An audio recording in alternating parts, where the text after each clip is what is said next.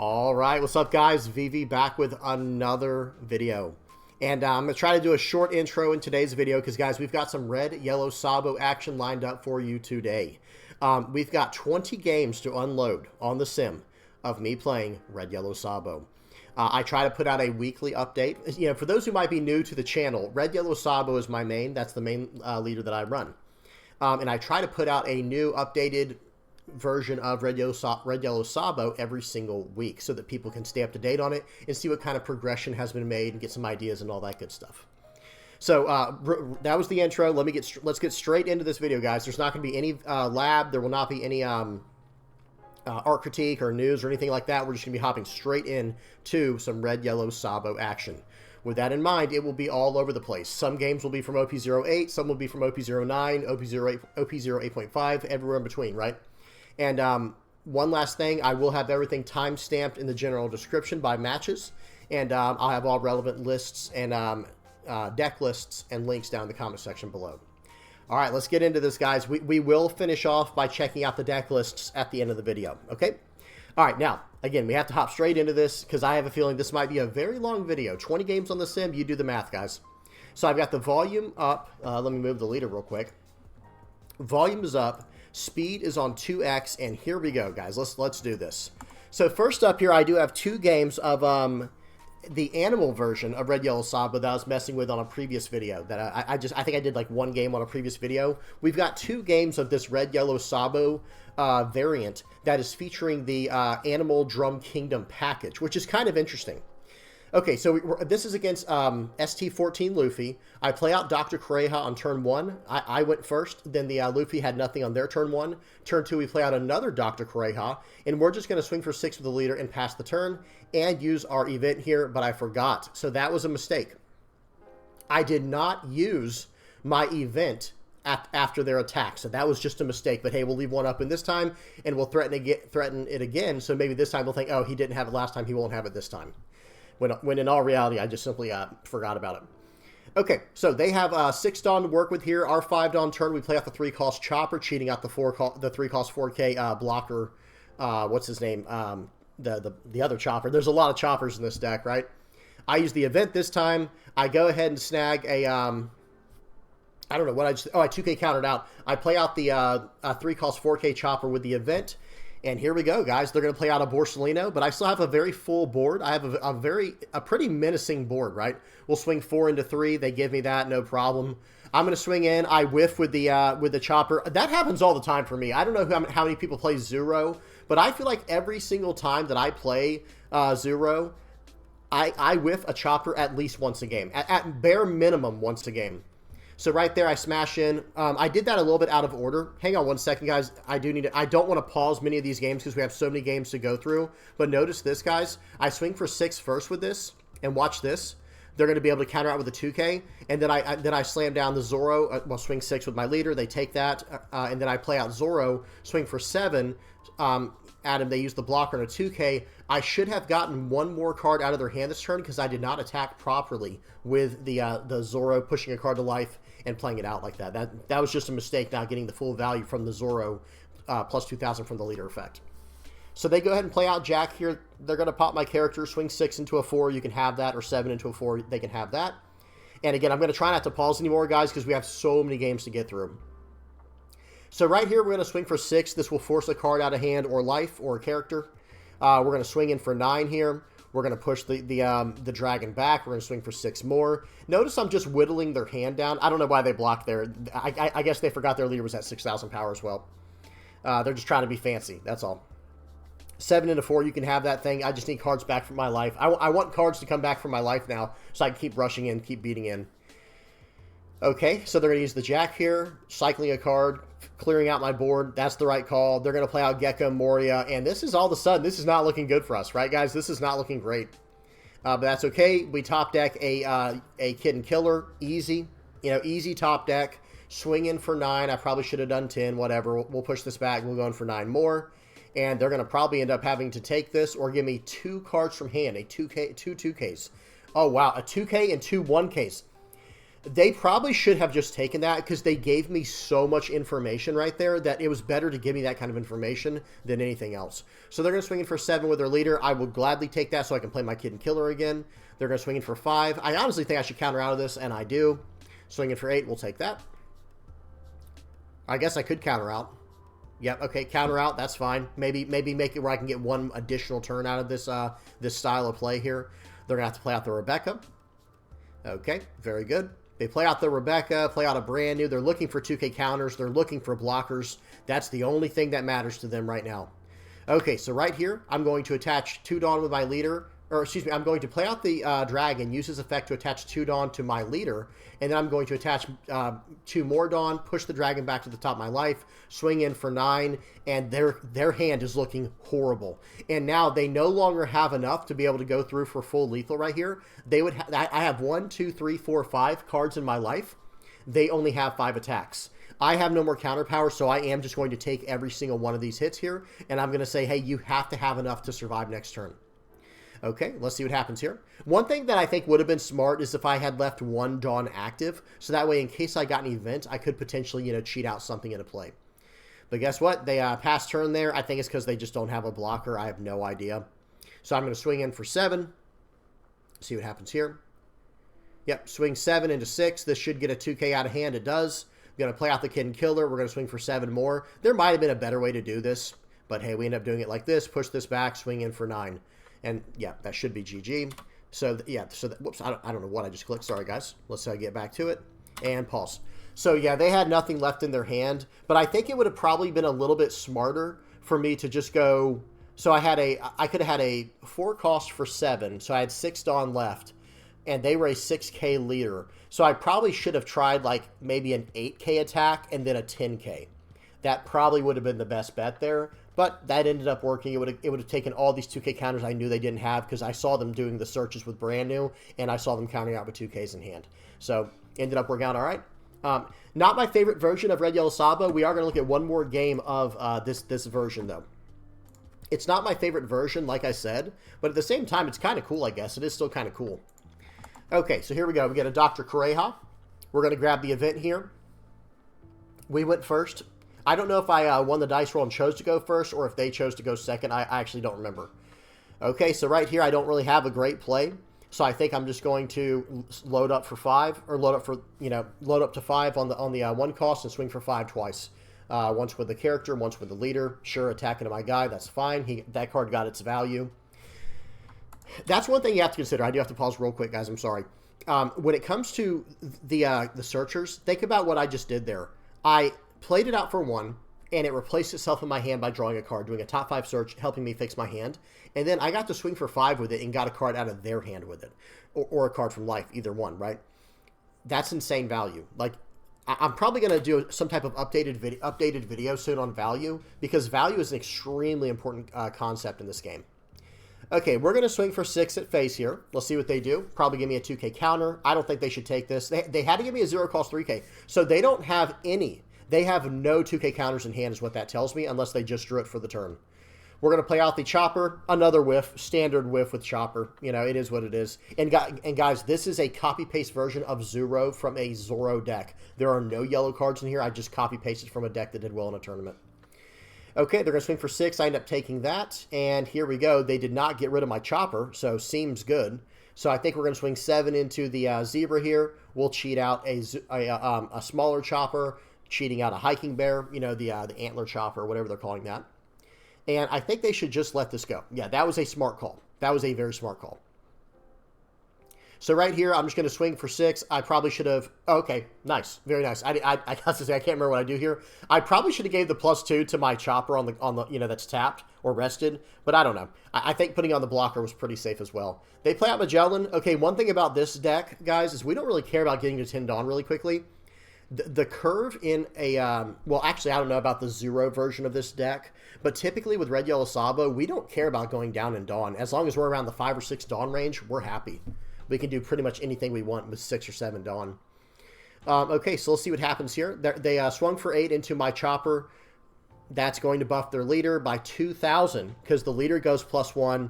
for the turn, and then the Eustace Kid goes +1 until the start of your next turn. Or maybe it's till the end of your opponent's next turn. I can't remember. All right, so let's see what we do here. I just don't want to get hit by the Zebra. The Mino Zebra has Banish. I don't want any part of that. That's like the one thing we don't like in the red-yellow Sabo deck. No thanks. So we're going to swing 7 into 5 here. I dropped the power by 3,000 on the Eustace Kid with that Chopper. That Chopper is extremely good at helping battle for the board. We're going to swing 6 into them. Their card is, excuse me, their hand is diminishing, like, you know, very quickly. We cheat out the 3-cost 4K Chopper, pushing back the small Chopper to our life, giving plus 2,000 to the Chopper that's rested, and I have 1 Dawn active. I always forget to use the event. Let's see if I remember to use it. It's been so long since I've played a deck that uses events all the time. You know, it's just been a long time. Okay, but you should try to save it for their final attack so they can't do anything with it. And so they don't know it's coming either. Okay, so they're going to swing 7 into 6 here. I think we're going to go ahead and play out the, very nice, play out the event. That gives me a blocker, but I'm not going to use it for this. Obviously, I already did not declare blockers. So now what are they going to do? They're going to load up for 7 into 6 here, and I have to let it go, but I have a full board, right? My board is completely full. Well, not completely full, I guess, but you guys know what I mean. Hopefully everyone knows what I'm saying. So I think we're going to swing in for 7 here, and now we're just playing the value game. Well, very few decks can beat Red Yellow Sabo when it comes to playing the value game. And what do I mean by value game? As in, hey, I'm just going to find your board every turn, but I'm going to gain a life in the process every single time. I had to return 2 Dawn cards there that were on my field because I KO'd the Magellan on my turn. And then we're going to swing for 6 into life here. And then I think we are going to, let's see. I think I should just play out the Kid and Killer here, right? Or did I already life a character? No, I did not. I'm trying to save my Chopper. Again, I realize that they're trying to play a value game with me. Well, yes, I would like to play that game with you every single time. The only decks that I would say beat Red Yellow Sabo on just playing a straight up value game where it's like, hey, let's just go late game and see which deck generates the most value to win would be like Reiju. If you can't KO the stage, if you can't destroy the stage, we're going to show a version later in this video. I'm going to show you guys a version that can deal with the stage. All right, so they smashed into my Zoro there. That's fine. They need to go for my board. If they're going to have any chance here, they're going to have to go for my board. Yep. Very good. And then, let's see, they play out a Reiju. They didn't draw cards because I had less Dawn than they did because of their effect. Because of the Magellan's effect, that has a negative synergy with the Reiju, where it's like, okay, they don't get to draw cards now. Right, let me see. Did I see that correctly? I'm sorry, guys. We'd have to go back real quick.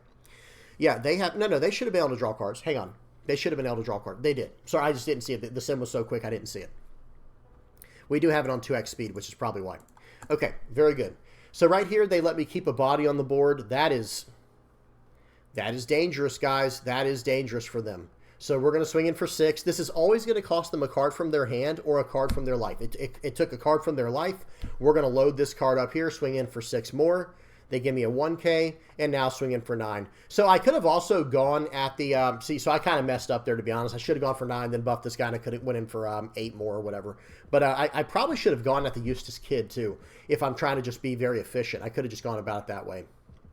What are they going to do? Attack enemy and give me one of these rushers back? They have to develop a blocker. Okay, now I have plenty of rushers left in my hand, but they have to develop a blocker this turn, or it's just over anyway. There's no way to get out of it. Okay, 7 into 5. 7 into 5. Very good. And then, okay, 5 into 5. So now I know for a fact they're not going to be able to use any kind of events. So we're going to do a 15 into 6. They give me a 1K, or excuse me, a 2K, 2K, 2K. Okay, they did give me 3 2K counters, but that's only going to get them from 6 up to 12. And I was coming in for 15. There's just no way out of that one. Okay, next game. Making good progress here. Making good progress. Let me make sure. Yeah, okay. 14 minutes in. We're not doing too bad. Okay, so speed 2x, volume is off. We got a game here of Red Yellow Sabo using an egghead version of Red Yellow Sabo versus Blurple Croc. Okay, this should be interesting.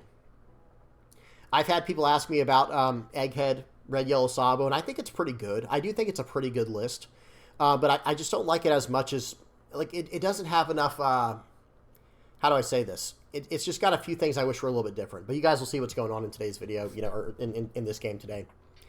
I think it's still very good. Like I said, I'm just not a huge fan of it. I just like what the other deck that I'll show off like the main deck at the end of the video. I'm just popping his board here, guys. There's not much to talk about. Top 5 searcher with that card, the world's most brilliant mind or whatever it's called. Swinging for 5, we're just whittling him down or trying to. Blurple Croc actually has ways to draw cards on your opponent's turn, so that's pretty solid. We're going to swing in for 6. They 2K counter out. But hey, okay, Gravity Blade Raging Tiger, that hurts. But there's something about the modern version of Red Yellow Sabo that I've been showing off on the channel that I just think is, I just think it's better than the other versions. I don't know why. And it also has lots of results to kind of prove that, I feel like. So we loaded up 1 on Bonnie, swung for 9 at face, or 10 at face to draw 2 trash 1 with a Bonnie effect and to make them lose a life. They do gain the life right back. Hey, they're like, hey, 2 can play at that game. Oh, you can gain a life? Well, so can we. It's like, all right, all right. We got to deal with this. So we do take that hit. We get an S-Hawk from our life. We'll take it. And right here, it's time to start attacking. So this guy will be swinging in for 8, or I could make it up to 9 if I attach 1 more Dawn. But I have to make sure I have enough Dawn for the rest of the turn. I decided I do. Going to swing for 9. They use the Crocodile's effect, the 8-cost Crocodile character's effect, to Dawn -1 to draw a card, trash a card. And they use the blocker there. Is that what that was? Or they used some type of... I think they redirected the attack to the Miss Valentine. I think that's what happened there. Okay, so we're going to push the S-Hawk right back to life. Going to swing in for 7. And here we go. Going to swing in for 7 more. Or 8 more. I'm trying to draw 2 trash 1 with my Bonnie. They don't want to give it to me, though. They're trying to do everything they can. But then I finally get it. And, of course, they bottom deck my Bonnie with a trigger. Feels bad. It happens. It is what it is. They're going to swing in for 5 here. I could easily counter out of this, but do I? The answer is no. I probably... Or should I? And the answer I think is no. We used the 1-cost event there. I requires our help, and it got me... remember, my Zoro was a 7K, and they swung in for 9, so I was able to use a 1-cost 3K to get out of that. Play out the Lilith. We can now grab a Egghead card from the top 5, and it's a trigger body, so we can use that with Nami if we need to. We can't trigger it out because we're not Vegapunk, but we can use the effect very effectively to help us or, we can still use the on-play effect. We just can't cheat it in with its trigger. Okay, so let's see. I'm going to push that back, and now we're going to load this up and swing for 7, or 11 into 9. I think I kind of did that out of order.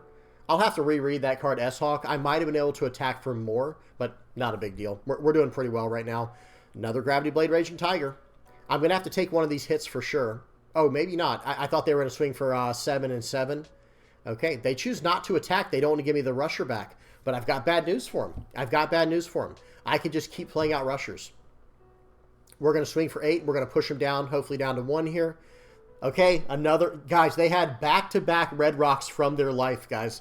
That was outrageous. Seems good. So then I smash in, get them down to 0. They play out the 8-cost Crocodile. They go back up to 1. They don't want to attack me because I can literally win this turn if they attack me, right? But I do have another answer for them. Let's see what they give me here. I really want to see. Okay, they draw 1, trash 1 from the Crocodile's effect, the 8-cost Croc. Now watch this. Play out Flampe, take my top card to draw 2 cards, basically. Loading up for 9. This should... Okay, they fully countered out there. I go back up to 3 life, and they're probably going to try to go for lethal this turn because they have no cards in hand. What else can they do? That's the question. What else can they really do?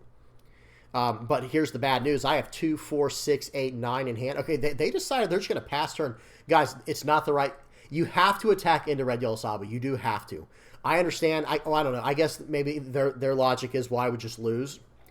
It's like maybe. Okay, something happened there. They should not have taken that hit, pause. Not that it matters, but they shouldn't have taken that hit. Whatever happened there, I'm not actually sure. Did they mess up? They didn't click a...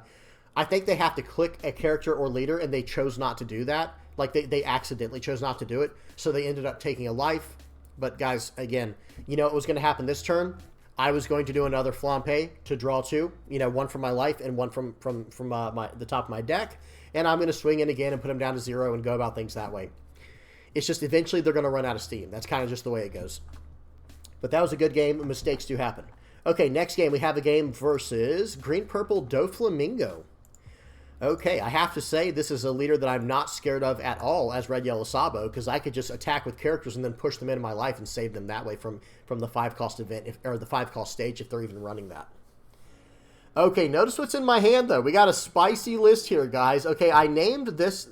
The name of this file is Heavy Arms. Red Yellow Sabo HA, which stands for Heavy Arms, versus Green Purple Doffy. And this is an OP09. Let's see what's going on here. 5 Dawn turn. Okay, let's see what happens. I like one of these cards. I like a lot of these cards in my hand, actually. Let's see what I choose to do here. This is a 5 Dawn turn. The Doffy got to go second. So I think we're going to play out the Nami. Just get rid of these characters. Yeah, just get rid of characters card by card by card. And that was one of the problems I had with running this 5-cost ace in my hand.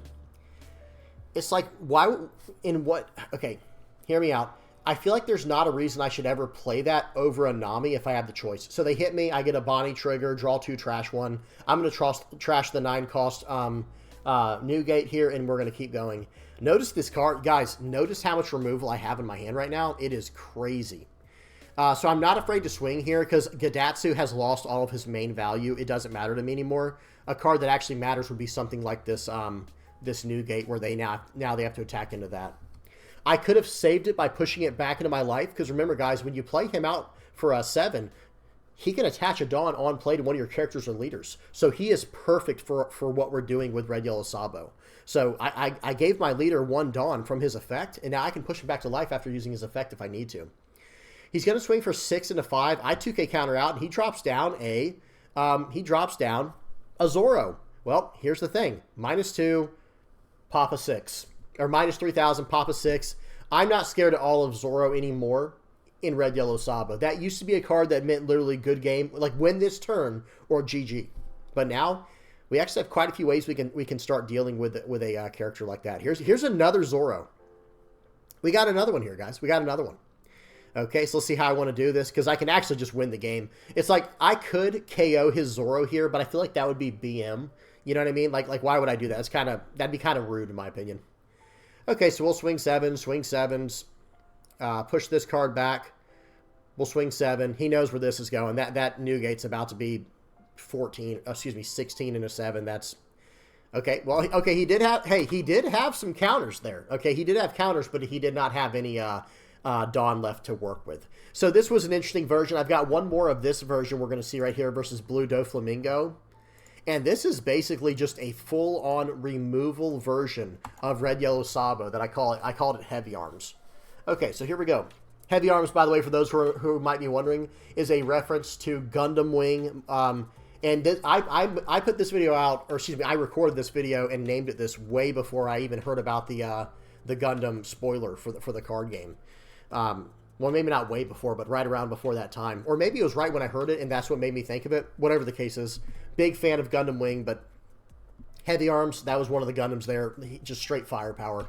So, okay, they're going to swing for 8 into 5 here. I'm going to take it. I get a draw 2, trash 1 trigger. Notice what I have in my hand. I have a Gastino. I'm going to 2K, 1K counter out of that so I can actually use my Nami to pop characters here, because that's how I'm going to win this game. If I'm going to win this game, it's going to be through what I just said, where I have to, like, pop a character every single turn, and that's just how to do it.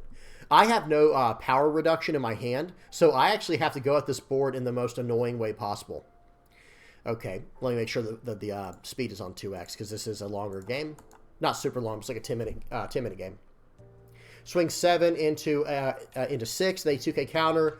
I go ahead and bounce a buggy to the top of their life. Or not the top, rather, but the bottom of their life. They're going to set the top 5 with Perona here. They're going to smash in for 8. Cheat out a Jinbei, which cheats out an Edward Weevil, drawing them a card. This is a nightmare, guys. This is a nightmare situation. So I'm going to cheat out the Lindbergh again. And, guys, I'm going to keep fighting for this board with all the removal that I have. Okay, so here we go. Let's see how I choose to do this. I still don't have any power reduction, right? That's a big problem. Having no power reduction here hurts really bad. I run, typically speaking, I run 4 Koalas, and I usually run 1 or 2 Fire Fists. But, hey, you don't always see what you need. But and he does help clear up all the little small characters like the Perona right there. So 7 into the 5 gets rid of that. We're going to swing 7 into 5. He's going to gladly take this. He draws a card with Perfume Femur. I'm going to play out the Nami, trashing the Gastino to draw a card and KOing the Boa Hancock. Don't worry, he's got more of those. You know, this is Doffy for you. This is OP08.5 Doffy. Well, it's technically OP09 Doffy, but after OP08.5, it has all that it needs. He's going to go 9 into 7 here. I can counter out, but I don't think there's a reason why I should. They attack in. Okay, we'll take this. And I'm not going to cheat it out this time because I actually like the cards in my hand. I think they're very good. So right here, let's see what we choose to do. I'm doing a little bit of math. Gadatsu is very, very strong, guys. Gadatsu against Doffy is extremely strong, especially in red, yellow, Sabo. Because guess what? I can just, let me see here. So I feel like that was a little bit, no, that wasn't a misplay. Never mind, never mind. I was going to say I should have pushed the Gadatsu back to life and just kept the Nami on the board tapped as a 7K, and they could attack into that. But, you know, it is what it is. All right. They're loading up for 10. They're going to swing 10 into 5 here. I'm obviously going to take this. But here's the thing. I can actually pop that boa if I choose to. I choose to, and that's that. And now they have 4 Dawn. They play out that guy. And now the tide is starting to turn. Do y'all see this, guys? Like, in this version, I am running the Newgate. We're going to swing for 8 here. And I don't think I should swing with Gadatsu. Okay, and I do not. I do not swing with Gadatsu. Remember, guys, I'm a 7,000 power leader this turn.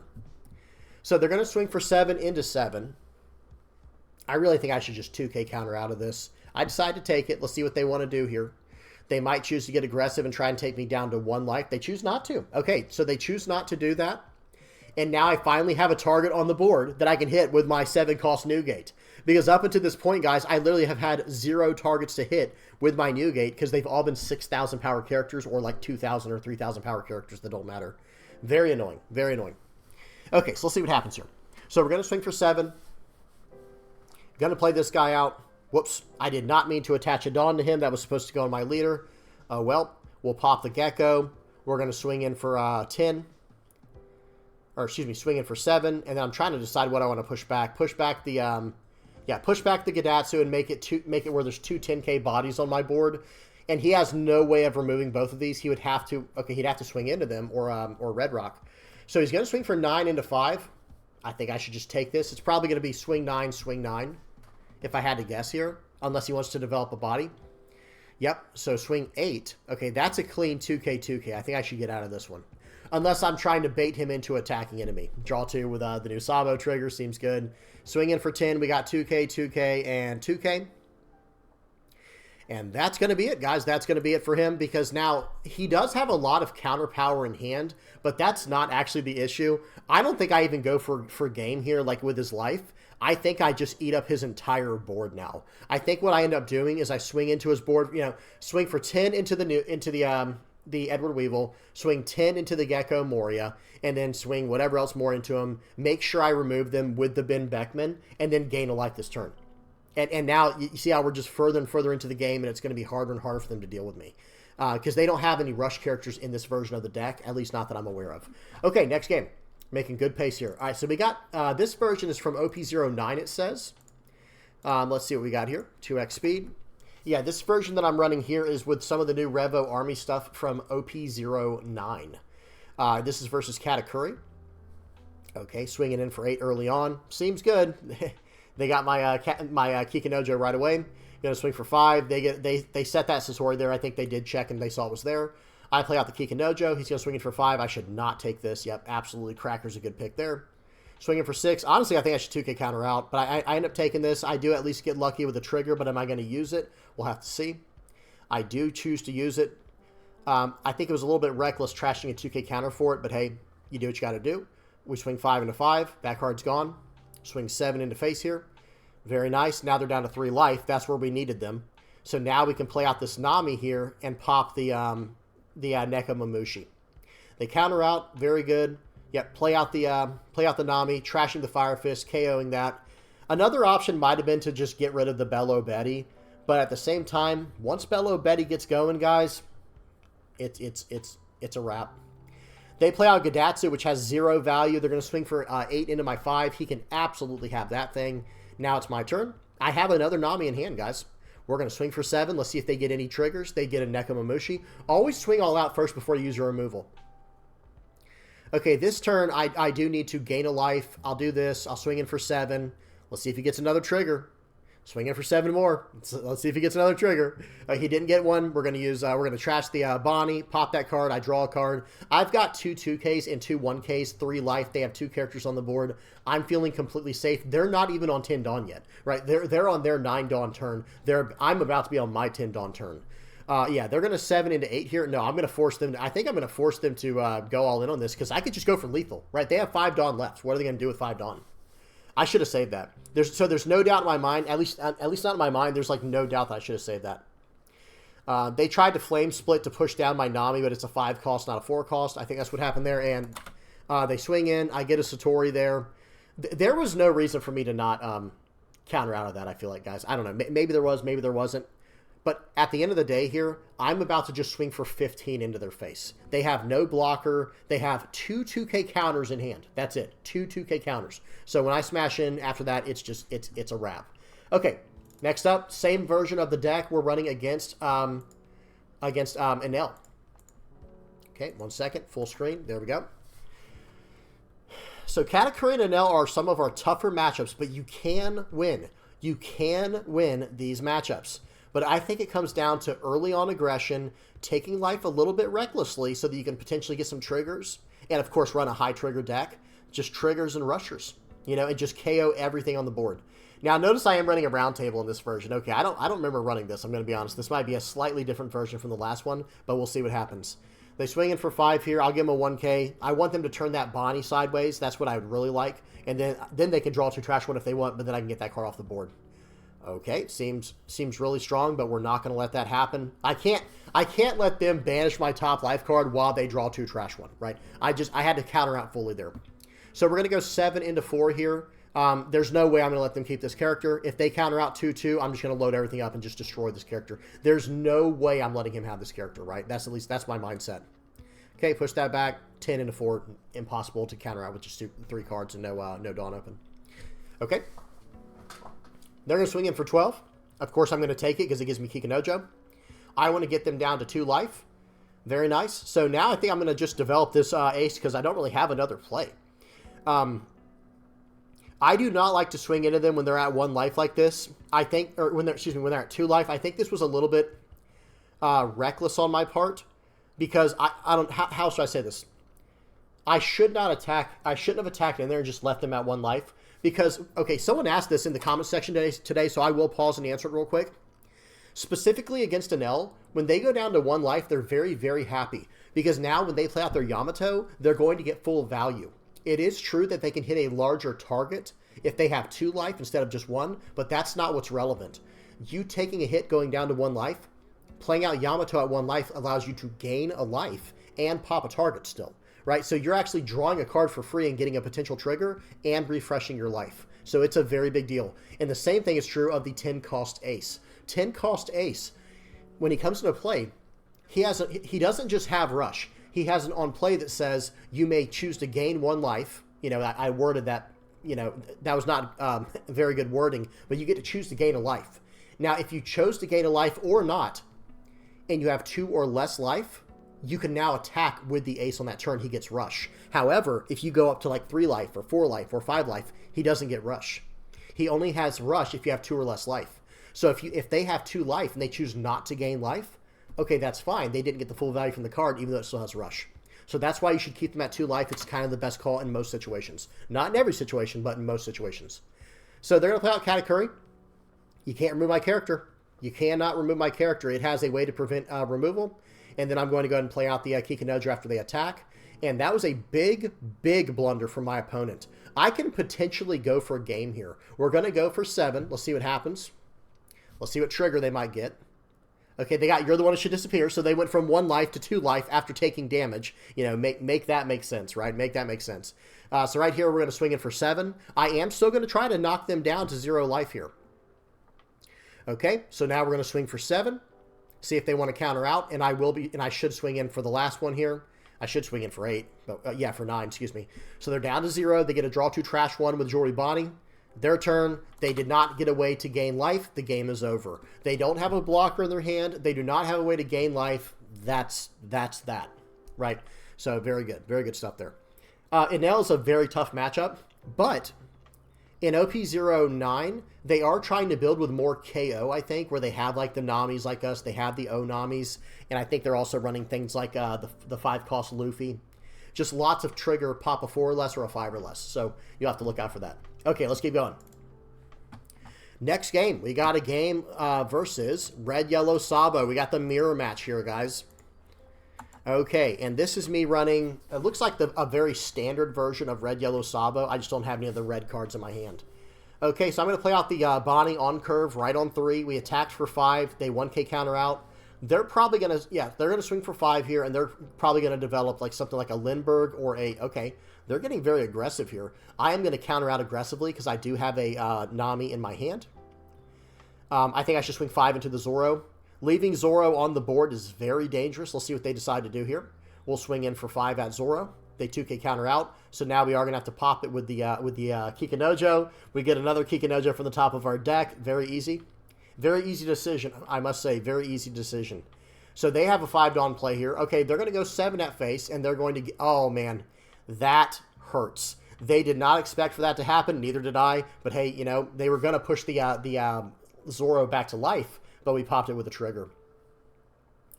Okay, so we play out the Edward Newgate here, and it's going to let us add a card to the top of our life. We do an arrangement from there and put a card back to the top of our life, and I've completely set my cards for the game.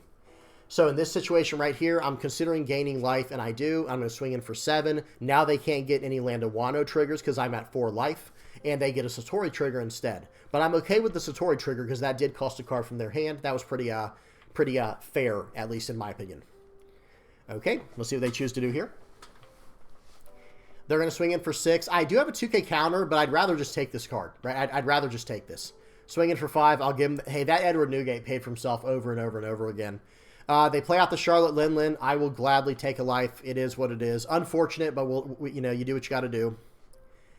Okay, so I think now we just start eating up their hand to get the Satori off the board. Perfect. I will gladly swing the rest of my Dawn into this card. We'll see what they do here.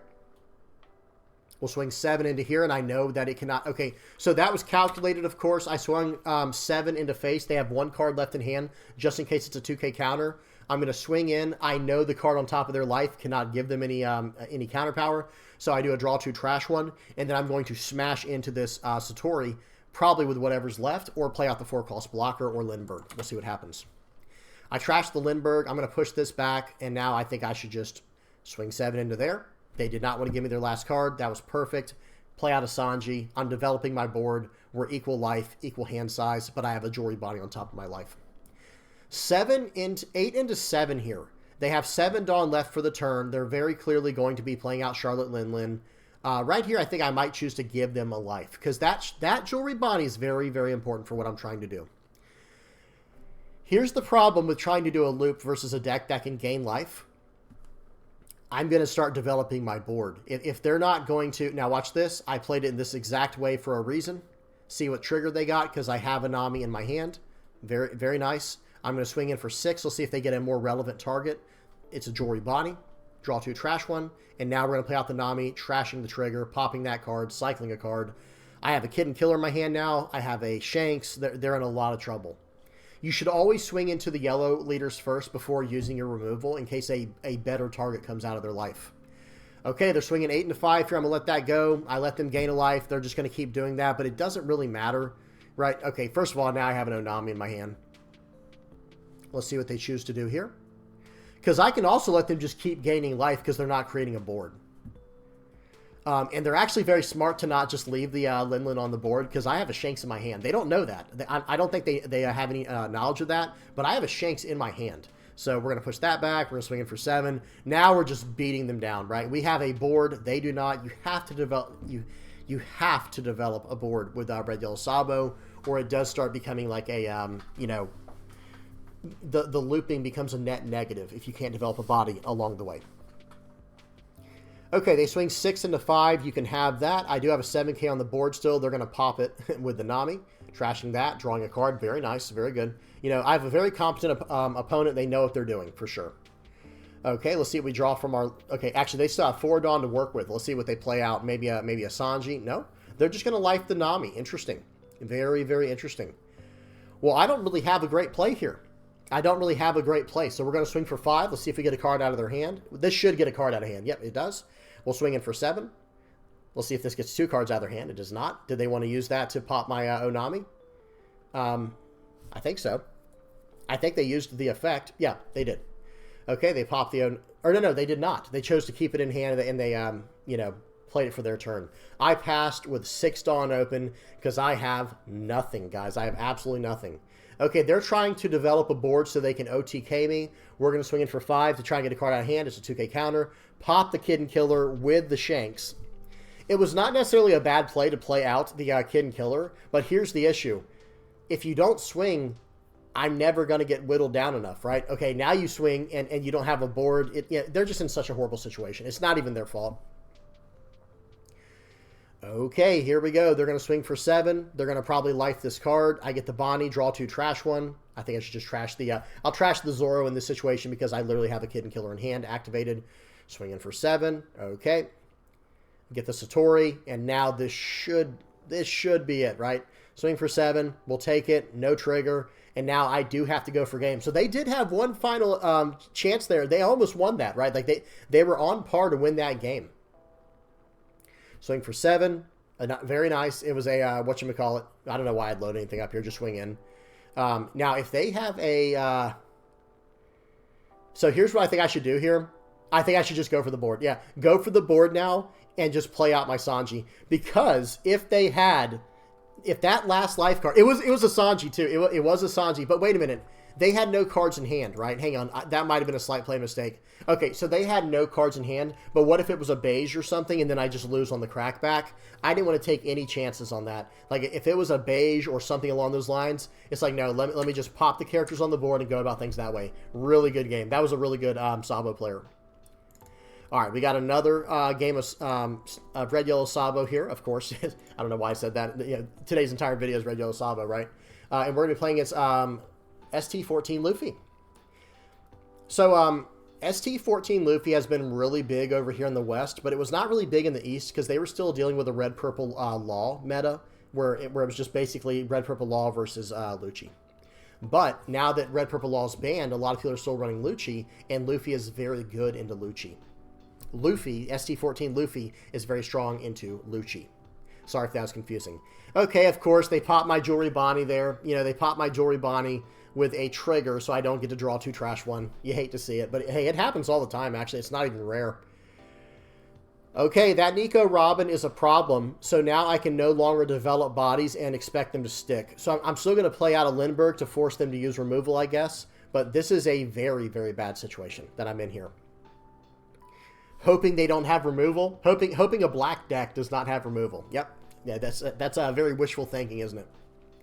All right, they're going to swing in for 5 there. I do end up 2K countering out. They play out the Gecko Moria. And the Lindbergh survived, guys. The Lindbergh survived. We'll take it every time. So now we're going to swing for 7. They'll probably give me a Rebecca. And then I'll push the Zoro back to the top of my life to keep my Zoro loop alive. And then I will put plus 2,000 on the Lindbergh, popping the other Rebecca, coming in for 7. And then I still have my leader attack for the turn. Coming in for 9. Yeah, this is going through, right? This is going through. They did just have to give me a 2K, 1K to survive that. So that makes me feel pretty good. Like, okay, we're getting through their counters, and we're developing into the late game. Okay, so, yeah, I would not protect the Lindbergh in this situation in case they have removal. And with it being a black deck, I know, like, last turn they didn't have removal. It is what it is. But at the same time, I'm not taking that chance twice in a row. You know what I mean? They play out the Gecko Moria, cheating out the Tashigi with the Rebecca. Let's see, they did not want to swing at life. They're very, very smart. Very, very smart here. We're going to swing in for 8, and we're going to swing in for 9. I am forcing my opponent to put me on a clock here. Like, I'm putting my opponent on a clock. That's a better way to say it. I'm saying, dude, you're going to have to attack me at some point. You're going to have to. Because I'm going to make it where I can just bulldoze through you if you don't. And guys, this game I saw no removal, like other than the Lindbergh. Where are my Namis? Where are my... Okay, actually, this version right here is from...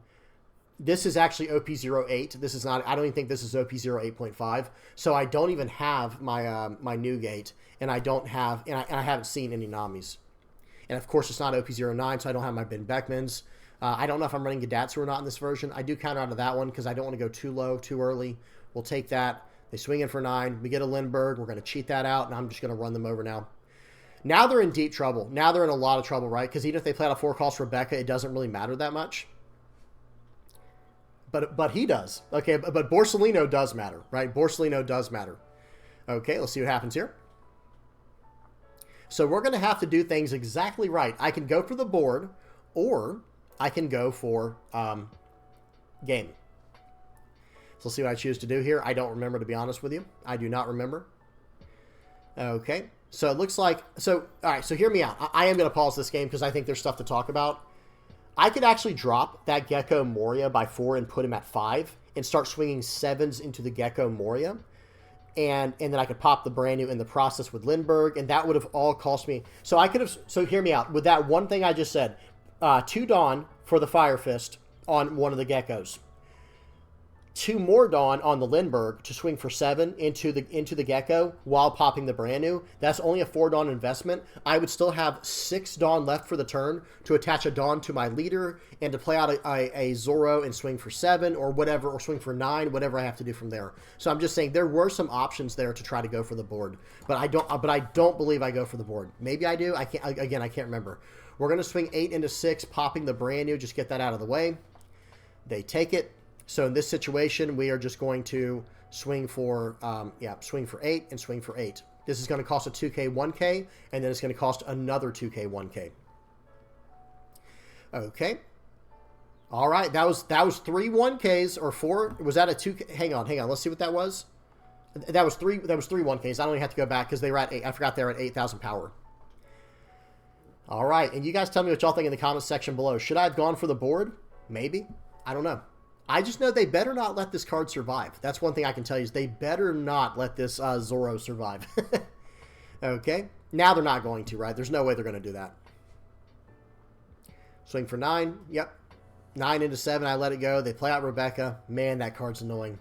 But now, can you even attack? Yeah, they can't even attack into my Lindbergh, right? They can't even attack into my Lindbergh. But watch this, guys. Fire Fist. Oh, I need to be at 2 or less life. So that's the one crappy part here about Fire Fist. I have to be at 2 or less life. So we're going to attach all this here, push this guy back. We're going to smash in for 9. He's going to give me his characters. I'm up to 4 life now, and he is down to 4 attackers. So now I'm feeling very, very safe. And this is where Flampe is actually just incredible. He just keeps playing Gecko after Gecko after Gecko. Oh, man, it's so annoying. But if I get 1 rush card, it's over. At least I think so. We'll have to see what's in his hand. Okay, we did not get a rush card, but you better believe we're still going to gain life this turn. So I need 6 Dawn, to do this play right here. We will attach that, push that into life. We're going to swing it for 9. He has to give me a blocker. Now what are you going to do? He developed another body. I gained another life. He still can't attack. The only way he could win this game is if he had a rush. If he had a character with rush, he could win this game. Otherwise, he can't. Because watch that. Yeah, pause. Okay, so he has nothing in hand, no counters, anything. So here's where he's in trouble. If he attacks in and takes me down to 0 life, that's not even going to do enough. Because I'm going to play out a Charlotte Cracker and a Lindbergh. And then look at my last life, by the way. My last life is you're the one who should disappear. He was in a very tough situation. He was in a checkmate situation there. Okay, good game, though. All right, next game. Got a game versus Purple Yellow Pudding. This is kind of a tough matchup for Red Yellow Sabo, but it's very doable. It comes down to how you choose to go about it. If you can attack really fast and blitz them down before they develop their 10-cost characters, then you can win pretty soundly in that way. However, that doesn't always work out. Notice my hand? I don't have any rush characters in my hand. So I'm going to have to play a long, drawn-out game against Purple Yellow Pudding, and I am not looking forward to it. But I don't have a choice. Right? I don't have another option because of my draw. So we swing in for 5. They take it, surprisingly. I just can't believe they took that. I don't feel like that was the right play. But at the same time, they know I can't hurt their hand because I'm red-yellow. I don't have any way to manipulate the hand. Okay. Excuse me. So they're going to do a top 5 search here with that event. They're going to swing it with their leader, ramping a Dawn. And I did take first away from them. That is one thing I do want to mention is I took first away from them. Okay, I get a Nami. There's no reason I should use this on Pudding. That doesn't make any sense. Okay, but now I do have I have Jewelry Bonnie, and I have Sabo this turn. I think I'm just going to smash in for 7 here. I'm fine with them ramping at this point. I just don't care. Like, I do have to try to win this game, and if I don't keep pressure on them and just give them time to set up into the late game, I'm in lots of trouble. They 2K, 1K, I'm going to swing for 7 more than with my leader, or excuse me, with my Bonnie. And if they 2K, 1K out of this, I think I could just life the Bonnie and not worry about it. They take it. Very nice. We know it's not a trigger. It's just a beige. They can have beige. We'll draw 2, trash 1. I trashed the Edward Newgate, life the Bonnie. I don't think I should have trashed the Edward Newgate. Like, looking back, I think I should have trashed the Charlotte Cracker, if anything. Oh, I have another one in my hand. Okay, never mind. We're good. Okay. It's hard to remember this stuff when I'm not still in the game playing it. So they're going to use Katakuri to put their life card face down. They're going to ramp a Dawn active. And let's see what they do. They're going to swing in for 7 here. I'm going to 2K, 1K. I don't want to go too low just yet. Even if they can play Lin next turn, that doesn't matter. I need to be careful. Okay. Going to swing in for 5 here. I think we're going to be developing a Charlotte Lin of our own here because Charlotte Lin is a very powerful card. When you're going against a deck that does not have removal, or at least very limited removal, I should say, like with Purple Yellow Pudding, going 7-cost Lin is a massive play. Like, number 1, they just gave us a life. And number 2, we have a 7-cost 8K on the board now. Okay, but they could be playing 8-cost Katakuri. You never know. And we are at 2, 4, 5. They're at 7. Or they're at 2. So they could actually play out a Yamato and KO our whatever their name is now. Okay, we get an Onami here. Honestly, I don't think it'd be that bad of a call to just pop the pudding. Yeah, just get that out of the way. Keep our hand size a little bit lower. 7-cost Lin is just out of range of the 9-cost Lin, so they can't push it back to life. They trash a Miss All Sunday. They gain a life. Seems good. And now it should be our turn. Are they going to swing for 7? I kind of hope they swing for 7 here with the Katakuri, so then I can start attacking into that. Okay, here we go. What do we do? So in this situation here, I think I am going to attack because I can hide behind a Sanji if I need to. Or I can just life the card if I need to. Okay, so right here, we're going to swing for 7. See what they give us. This should actually go through. They have 5 cards in hand. I mean, at least one or two of them have to be a brick, right? Okay, any trigger? No trigger. Very good. We'll swing in for 9. They're going to get a Brulee here. Unless they counter out. That would be wild, right? That would be pretty wild if they countered out. And right here, I think I should just pass. Yep. Basically daring them to attack into my 8-cost Lin, because they can't play, how do I say this? They can't play out the 10-cost Lin or 10-cost Ace and get my Lin this turn, because I have a 2K and then I have 3 1Ks to get out of it, just in case they do. It won't be pretty. I'll lose a lot of cards, but just in case they do, I should be able to get out of it. But let's see what they have. Hopefully they don't have the Ace. If they had 10-cost Lin, though, that wouldn't be great either for us. Just waiting for our opponent here to make their decision. They play out the 10-cost the 10-cost Lin. That was what I preferred over the 10-cost Ace, to be honest, because I can 2K counter out of that attack very easily. And now if they attack into my life, I can start taking these and try to get some cards. I should have... That was greedy not countering out of that one. I think I should have countered out of that one. Okay, so here we go. Let's see what we decide to do here. I can't really play out the Shanks because I am at risk of losing the game now that I didn't counter out. So I think I might even go for it. That might be what we do here. Swing for 9. That goes through. Push this card back. That's a 7 now. I could go for maybe 9 more. We'll see what happens. And if this doesn't go through, then I can hide behind some blockers. Or a blocker, singular. So we'll swing in for 9. They give me 2K, 2K, 1K. Very nice. So now I have to go about things a different way. We'll go in for 6. Let's see if this goes through. I don't know what I'm trying to establish here. Maybe the, yeah, just a blocker. Maybe I was trying to go for lethal, guys. Maybe the idea there was I was just going to go for lethal. So now swing 7 into 7. Let's see if it survives. It does. So again, I don't really understand the logic there on why I didn't, I don't know why I didn't just go into the everything, like load all of my Dawn on my leader at the end there, and swing into the 7K Katakuri. But hey, this guy's going to give me life, it looks like, or maybe not. He might choose not to. It would have been smarter to not. So okay, so real quick, if I were the pudding player there, don't give me life. Just swing into my board. You just went up to 2 life, and now you can just pop my board for free, and then swing everything else at my face, and I probably have 1 turn left, if that. And you're up to 2 life, and you know. I have no board in that situation. Okay, let's see what happens. Okay. Yeah, 12 into 7, absolutely. There's no reason I should counter out of this because they can just attack into it again for 9 more. Okay, they could have attacked into it for 9 and 7. So they choose not to attack here. That was the only chance I needed right there, right? That was pretty much the only chance we needed. So now we're going to swing for 5. They give me their last card, Shanks popping that. I only have to get out of 1 attack and this game's over, right? This game's pretty much over now.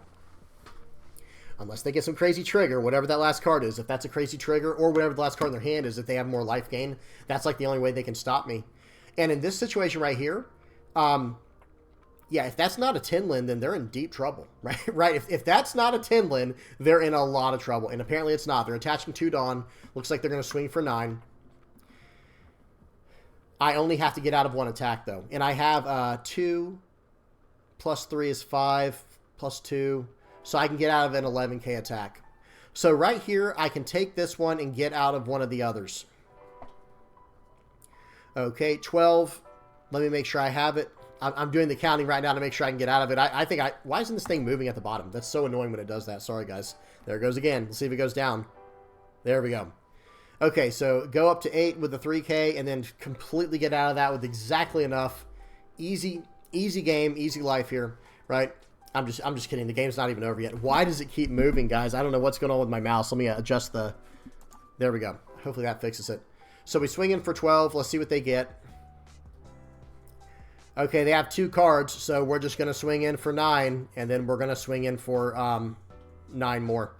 Excuse me, 11, because of the effect there. Swing in for 11. GG. Let's see what the cards were in their hand. They had a 2K and a 1K. That was a good game. Purple Yellow Pudding is a very, very hard matchup, guys. And let me just tell you right now, if they started just chaining Tinlin into Tinlin into Tinlin, you pretty much just lose. I don't think there's any way to get out of it. Okay, next game. We've got a, this says it's a revised list. It says Red Yellow Sabo revised. So let's see. I'm anxious to see what all's been revised in here. Speed is on 2x, volume's off. Let's see what we got. Okay, back to Nekomamushi and Kikinojo, it looks like. So revised, really, it looks like it means it's just running the Land of Wano package and probably extra Kitten Killers.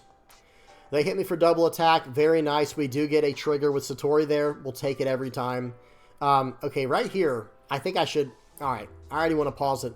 I'm not going to pause it, but what I should have done there, I feel like, is play out the Bonnie and go about things that way and just swing 5, but instead I'm going to develop a Kikinojo, which is not the worst thing. And he countered out of both. Like, that was actually perfect that he countered out of both of those attacks there.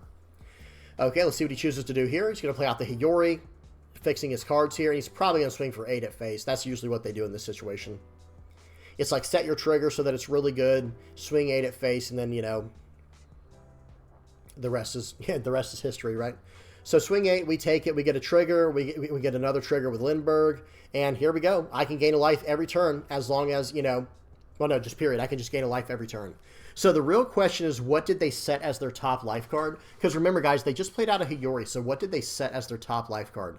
1 Dawn investment, I'm swinging in for 7. What are they going to give me? It was a Kikinojo. Okay, so I'm not really too scared about that, even though that's still very strong. We're going to do this here. We're going to swing in for 5. Let's see if they want to give me a counter because I have Bonnie on the board now. Okay, I get to draw 2, trash 1. We'll just trash the Cracker here. Totally worthless in this matchup. It's just a 1K counter. We'll swing in for 6. They're probably just trying to get some triggers at this point, and they absolutely they got triggers. All right, they did get some triggers.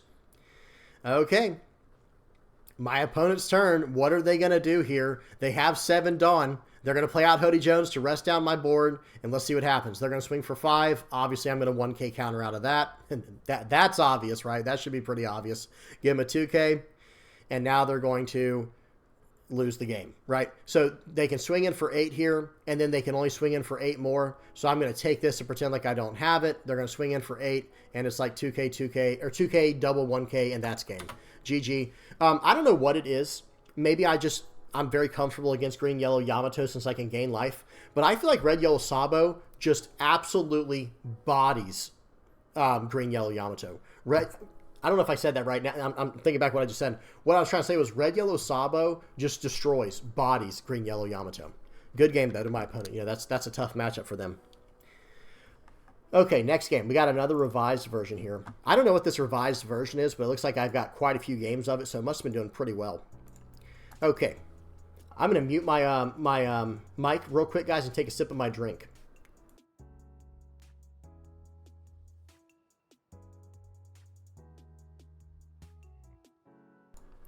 Okay. All right, so here we go. What did I miss? Not too much. Looks like I went second. They're going first. They went upper yard, and they're just smashing in for 8.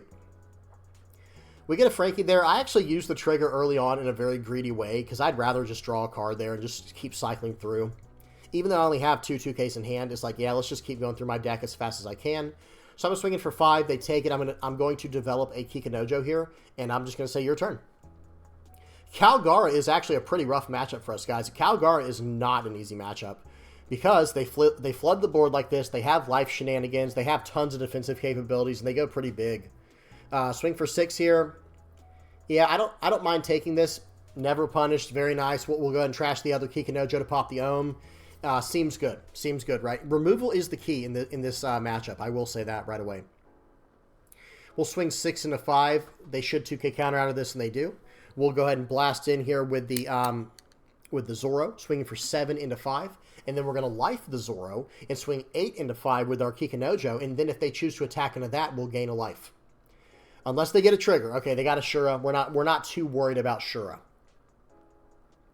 Okay, so they drew a card there. I didn't check what it was on the side.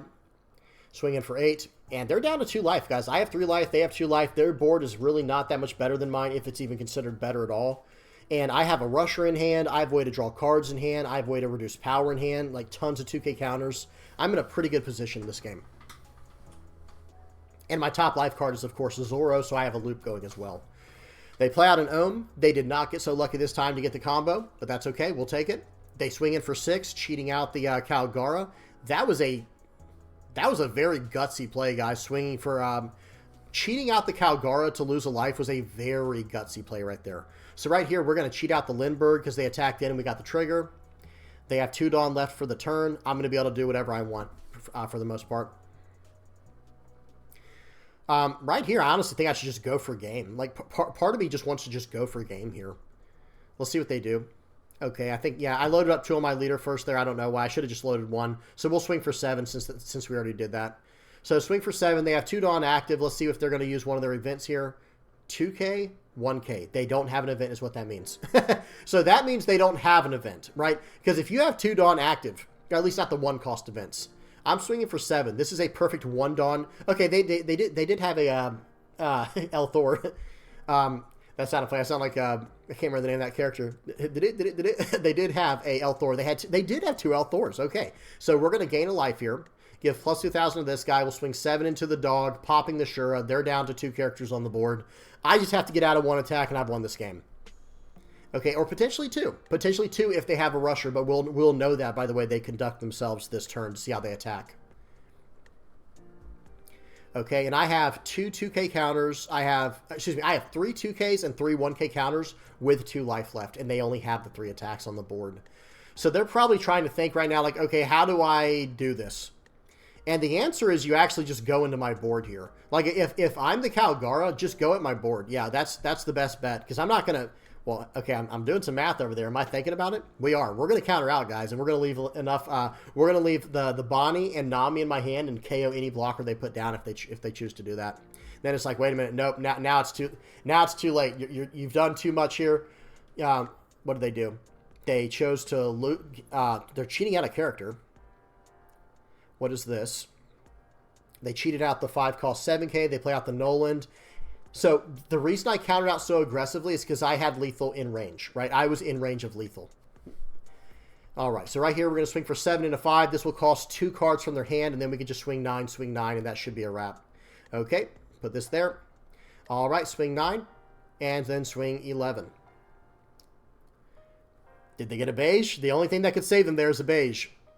And that's game. Good game. They had, look how much defensive, they still had a 1K and then a 4K in hand, guys.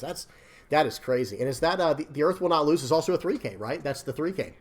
Crazy, man. Kalgara, that's a tricky deck right there, guys. It really is. Okay, let's keep going. We've got 1, 2, 3, 4, 5, 6, 7 games left. All right, here we go. We got a game versus Black Yellow Luffy. This is a matchup that a lot of people ask about. And it comes down to matchup knowledge. It comes down to game knowledge for this matchup in particular. There's like 3 or 4 really good knowledge checks in the game right now. It doesn't mean you're going to beat them if you have the knowledge. It just means if you don't have the knowledge, you probably can never beat them. Is kind of the logic on it. Like Enel, Black Yellow Luffy, Nami, and maybe 1 or 2 other decks that I can't think of off the top of my head. They are just they in my opinion, they're just straight knowledge checks. They swing it for 5. We get the trigger. We'll take it. The way that I like to play against Black Yellow Luffy is just go as wide as I can. Notice I played out the Zoro and didn't even attack. They're attacking enemy here. I'm just going to do this to cycle through cards. That was the only reason why. At this point right here, I can swing 5 into the what's his name? Play out the Nekomamushi. So I swung 6 into the Garp. I'm going to play out Nekomamushi, and I'm just going to start going as wide as I possibly can here. Okay, they set their top card. It looks like it's going to be a Sabo. That's fine with me. So they're going to swing. Let's see what they do here. They're going to draw 2, trash 2 with the Sabo. I was wondering what they were doing. So we get a trigger for the, for our, the Frankie. Seems good. Now we're going to push that card back to life. And we are going to, I think we're going to just bash into this Sabo and say, give me 2 2K counters. They choose not to give me 2K counters. And they are at 8 life. Or excuse me, they're at 8 Dawn with 3 life. So they're actually not in like this great position. And now, okay, now they're getting restless, right? Now they're starting to get concerned, like, wait a minute, I'm about to lose the game. And they are. They're about to lose the game if they don't deal with this. And watch this, guys. Oh, swing 8 into this. Beautiful. Thank you. I think I'll draw a card every turn with Frankie. Every single turn I'll do it. Okay, but now it is time to start going at the board here, I think. Or am I going to develop one more body?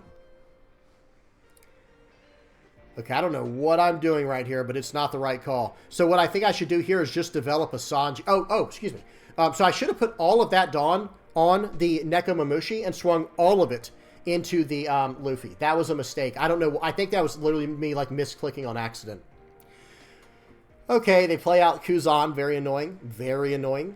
They do choose to lose a life from the Luffy's effect. We know what the card is. It's a beautiful. We got all triggers this game. We'll take it every time. And now we actually have to go for game, and they just tap out. Because let's talk about it. Number one, they don't have a single 2K counter in their hand. That's number one, not one 2K counter. And this turn was going to look like this. It's my first 10 Dawn turn. So my turn is going to go. I'm going to swing 7 4 times and then 9. So good luck getting out of that when you have no blockers, no 2Ks in hand, and only 1 life left. That's how that turn was going to go. Even if I didn't get that last trigger with Lindbergh, it didn't matter. I was going to swing 7. Actually, then it would be 7 7 9 9. So it just, either way, it just becomes like insurmountable. Good game there. We got really good stuff from our life that game. Okay, next up we have the game versus Red Blue Marco. So Red Blue Marco is actually it's like a low-key counter for what we're doing with Red Yellow Sabo, because they can reduce the power of our characters. So even though we're buffing characters on the board and making it harder for them to deal with, Red Blue Marco is just like, well, it doesn't really matter to me, minus 2,000, So that is something, this is a tougher matchup, believe it or not, even though it seems like, oh, this will be an easy, just run them over. Nope, they've got rush cards, they've got ways to fill out the board, they've got removal, and they've got ways to totally negate our leader's effect on the board, where it gives plus 2,000 for the turn. Okay, they're going to go ahead and use an early Rad Beam and a 2K counter there to get out of that 8K attack. Would not recommend, guys. For those who are wondering why is Rad Beam not giving them plus 4,000, they have to be at 2 or less life for Rad Beam to give 4,000. Otherwise, it only gives 2,000. Okay, they're going to swing for 6 here. I counter out early because I don't want to lose the option for me to get one of these, what are they called? Land of Wano triggers. Okay, we're going to swing for 6. Let's see if they want to give me another 2K counter. They choose they do not want to do that. We play out, and then I play out the Kikanojo. They're going to play out their 4 cost 5K blocker Marco. They're going to swing for 6. It looks like, and they've got 1 Dawn left. Maybe they're sitting on a Rad Beam or something. We'll have to see. Okay, just waiting on our opponent here. They're probably doing a leader effect. Swing for 6. Just take this.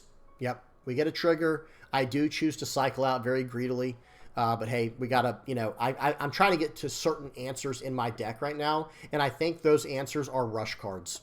Like, I need to start putting on the pressure, because now they have a blocker that has KO immunity, right?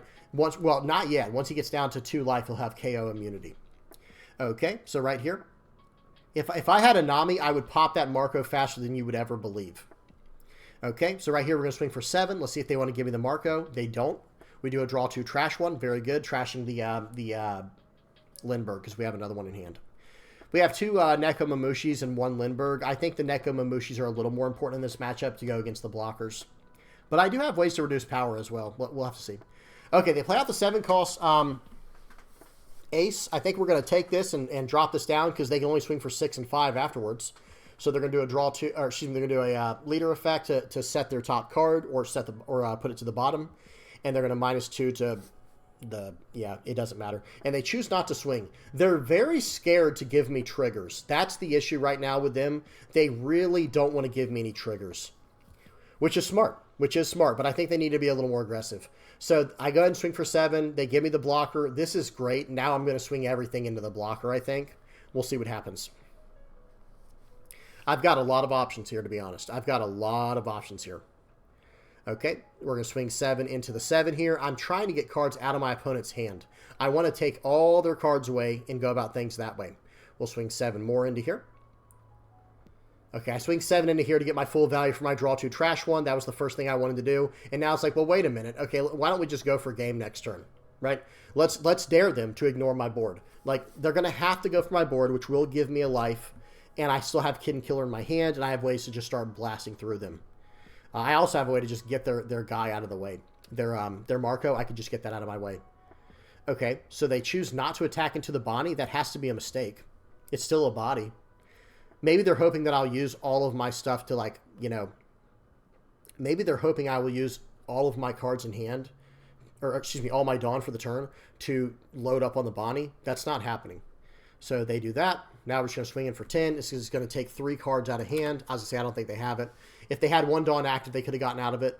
But what do they do after that? Because, again, guys, like, look at my hand. Now, they did have double Kid and Killer, but look at my hand. I still have a 2K, 5 1Ks, and then look at my life. I've got Neko Mamushi, Zoro, Frankie, which is a 2K counter, Koala 2K counter, Kikanojo coming into play.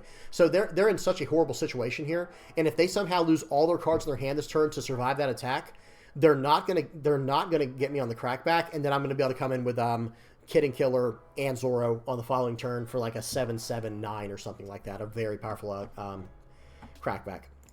Okay, we got one more of this version of the deck. This revised version's been pretty good, where it's got lots and lots of trigger bodies, you know, like the Neko Mamushi and the Kikanojo. I typically only run 2 Kikanojos, but this version's running at least 3. I think it's running 4, to be honest. Okay, we're going to swing 5 in, and they just take it right away. So we're going to swing 5 more. Give me some cards. Okay, so now it's their turn. They're going to swing for 5 here.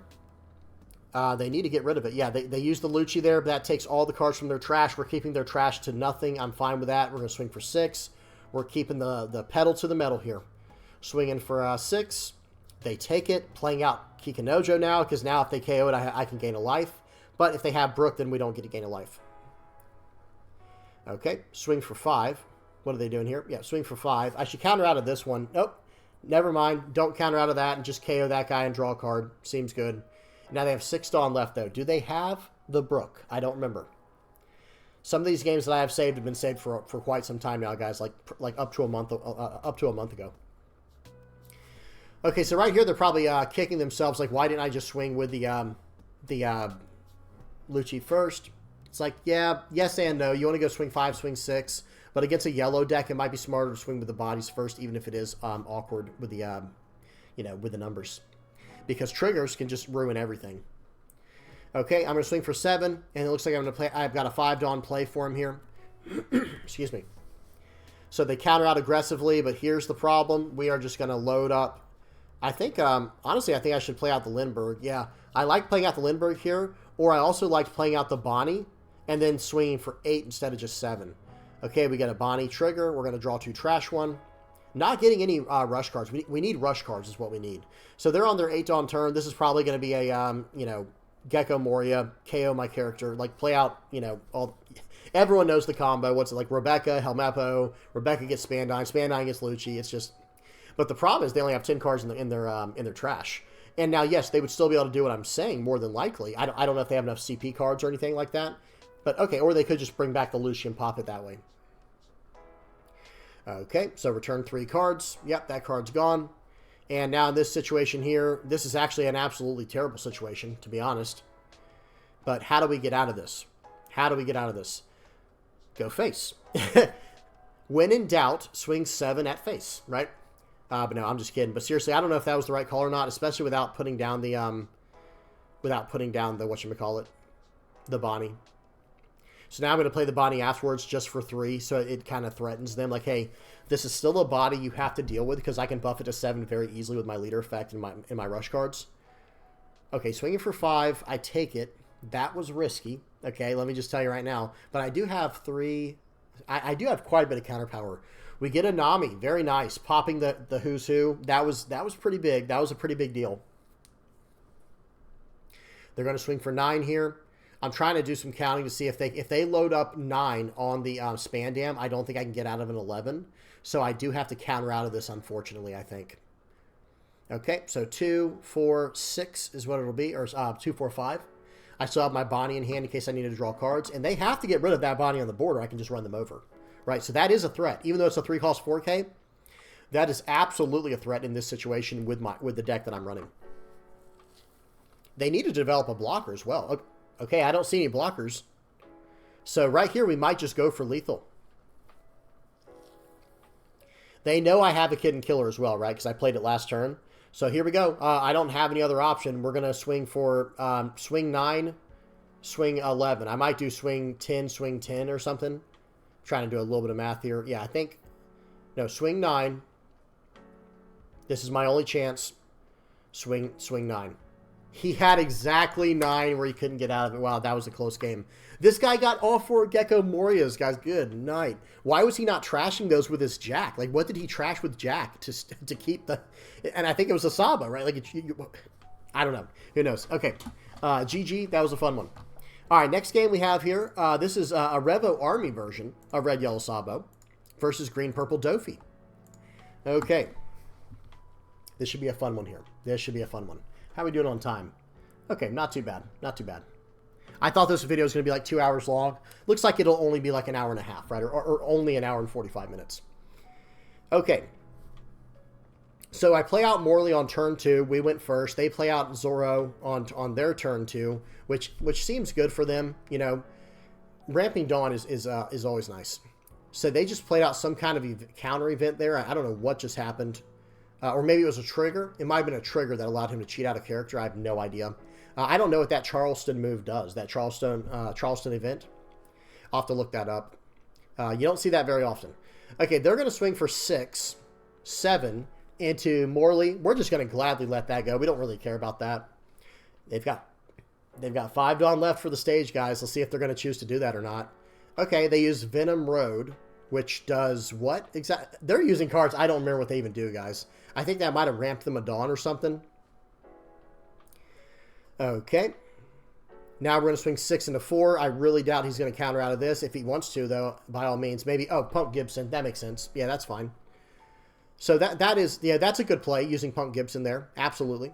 So right here, let's see what we do. Swing for a 6 into 4. Seems good. We'll play out another one of these guys and get another Karasu. And then we are going to attach 1 Dawn to this one, put it back into life, give our Karasu +2 for the turn, or until the start of our next turn. And they just plop down a Zoro. Guys, absolutely no respect for me. That's for sure. This guy had absolutely 0 respect for me. So we're coming in for 7 into 3. This guy is... Guys, he's toast. This guy is toast. What is he going to do here? Okay. Swinging for 7 more, and he couldn't get out of that. After that, it was going to be another 6 with Zoro, right? Because we still had we had 4 Dawn left. We're going to play out Zoro and attach 1, swing 6 into 3. It's not like it's swing 6 into 5. It's swing 6 into 3, which is insane. So, okay, that was a fun game. Very quick game there. Revo Army can kind of just pop off, but, you know, it does require a little bit of setup. Okay. All right, the last 3 games are the most interesting, that's for sure. These next 2 are games of me playing a Sky Island version using that card Braum right there. Do you guys see the card Braum in my hands? Let me see something. Whenever I click on him, I'll try to pause it. Hang on, let me try. I play out Bonnie first. Hang on. All right, so I play out the Bonnie first. Next round, I think I play out the Braum. But guys, that card Braum can destroy a stage. Okay? Just like Wiper can, how you can get rid of a stage. Braum can activate main to remove a 1-cost or lower stage to rest a 4-cost or lower character. And he has a trigger to play the card if you have 2 or less life. So he's actually a very, very high value card in this kind of deck. Now we're playing against Nami. This is a weird matchup, right? This is a very strange, very odd matchup. But let's see what we choose to do here. think we're just going to play out the 5-cost 7K wipers. We're just going to go 7Ks across the board. So I'm going to swing for 7 here to start. This is a little bit premature, a little bit early, but we just got a double white snake from him doing that. A double white snake. Okay, so let's see what we choose to do here. Looks like I'm going to swing in for 10. 10 into 7. He has no Dawn left. We're going to, you know, what just happened there? I'm not sure what just happened. They, oh, they Sanchi's pull off. That's what it was. Okay, then we're going to play out an Ohm here. We have the dog in hand, so we'll just go ahead and play that out. And their turn. Oh, we drew a card from the body. I'm like, why did we draw cards? I'm so lost. But we had a, it was from the Bonnie's effect. Okay, they've got a Margaret. They've got, what's his name? Boodle. They got Boodle on the board. They got 2 Margarets. They got Kaya. This is looking pretty bad for me, right? So we're going to start swinging 7s to kind of, you know, frustrate them, get them through some gum giant gavels. Okay. They should have taken those first ones, right? Because I didn't even have 1 Dawn on my Bonnie for that. I wanted to see what they would do. Okay, so we'll swing in for 6 more. They give me a Desert Spada. And I think I just go 6 3 more times. I think that's my plan here. Yeah, okay. Yep, swing 6. It's going to be 6 3 more times. And then I'm still going to swing in with the Jory Bonnie. And I'm going to play out my my wiper for the turn, if I'm not mistaken. Okay, yep. Do that. Swing 7. They give me that guy. That guy does on KO mill a card. We'll swing in for 7 more. This should get through or eat a blocker. We'll take that as well. And then I think I should just play out the wiper. Yeah. So now my board's actually very good. My board's actually in a very good spot where I can start like slamming down Luffy's for extra value. But man, this guy got one heck of a pull. Like this was a very strong pull. Having all those blockers like that. I do like this version of the deck that has all the blockers. Okay, but our board is full. It is time to start attacking. We'll attach 1 Dawn to the Jory Bonnie, and we're going to go 7s all day, every day, right? Just 7s on 7s on 7s. Okay, let's see what they get. Love Love Mellow seems good. 7 more. Love Love Mellow, or Love Love Beam, whatever it's called. Then we'll swing for 7 here. I need to make sure I do the math correctly. We'll swing for 7.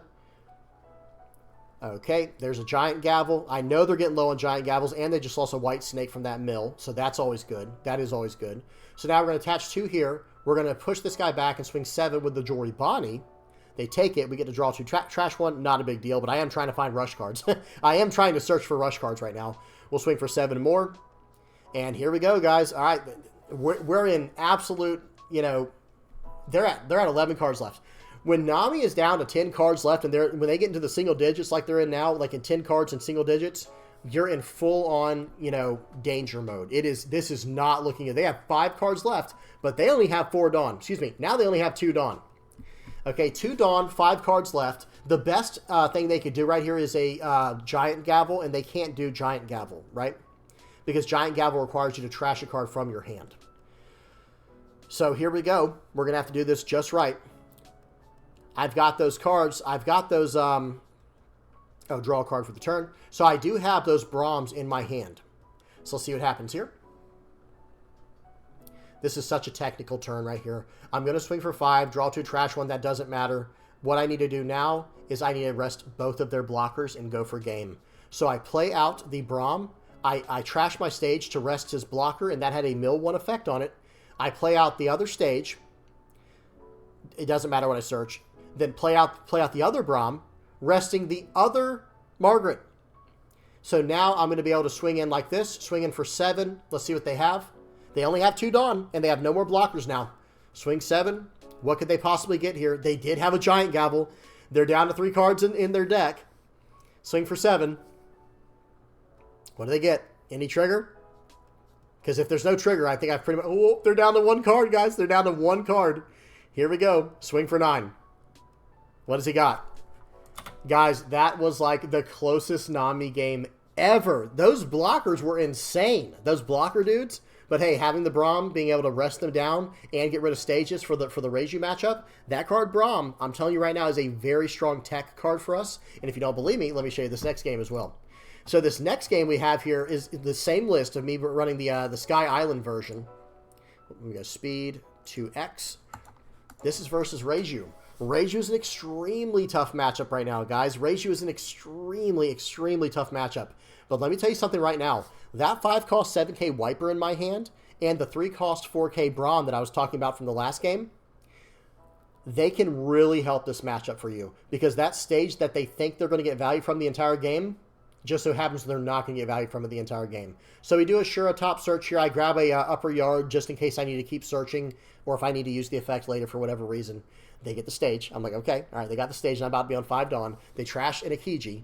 The follow-up play should be, play out Porsche, cheating out the 4-cost Kiji and going from there. Let's see if they get it. Of course, they always have it. They always have that play because of the stage. It's almost not even like hard to believe. They have it because of the stage. I need to count out of this hit, and then I can take the hit from Akiji. Okay, swinging for 7. We'll take it. We've got another Wiper. They're not keeping a stage this game. I can promise you that. So I get rid of his stage, and then I do a top 5 search for a Shandoran Warrior. I did not hit one that time. Unfortunately, it happens. And then we're swinging for 5. Okay, so they 1k counter out with a Pudding. Okay. Pudding seems like it'd be kind of good against me because I do have 6 cards in my hand. Swing for 6. Well, I just saw Pudding, so you better believe I'm 2k countering out of that. They play out the Niji. They're going to cheat out the Niji from hand. They're going to draw a card from their leader's effect. They bounce back my Shura. I counter out with it. They swing it for 7, and then we get Braum. Now it's over. Now, like, the game is over right here if they can't get rid of Braum. Because watch what he does. So he came to play for free because I had 2 or less cards. So there's the card right there, guys. Let me see if I can... I'm gonna load 3 Dawn onto him. Hang on one second. I'm gonna pause as soon as I click on him so we can read the card together real quick. I'm just doing a little bit of math. This part is kind of technical. Okay. Let me see. Come on, put the 3 on or 2 on there. I don't know what I'm doing, guys. I'm trying to learn how to play One Piece is what's going on. Okay, so then I don't know why I would not just put 3 on Braum unless I just don't want to swing with him. That's another option. Okay, right here. Let's see what happens. Push that back. Just swing for 6.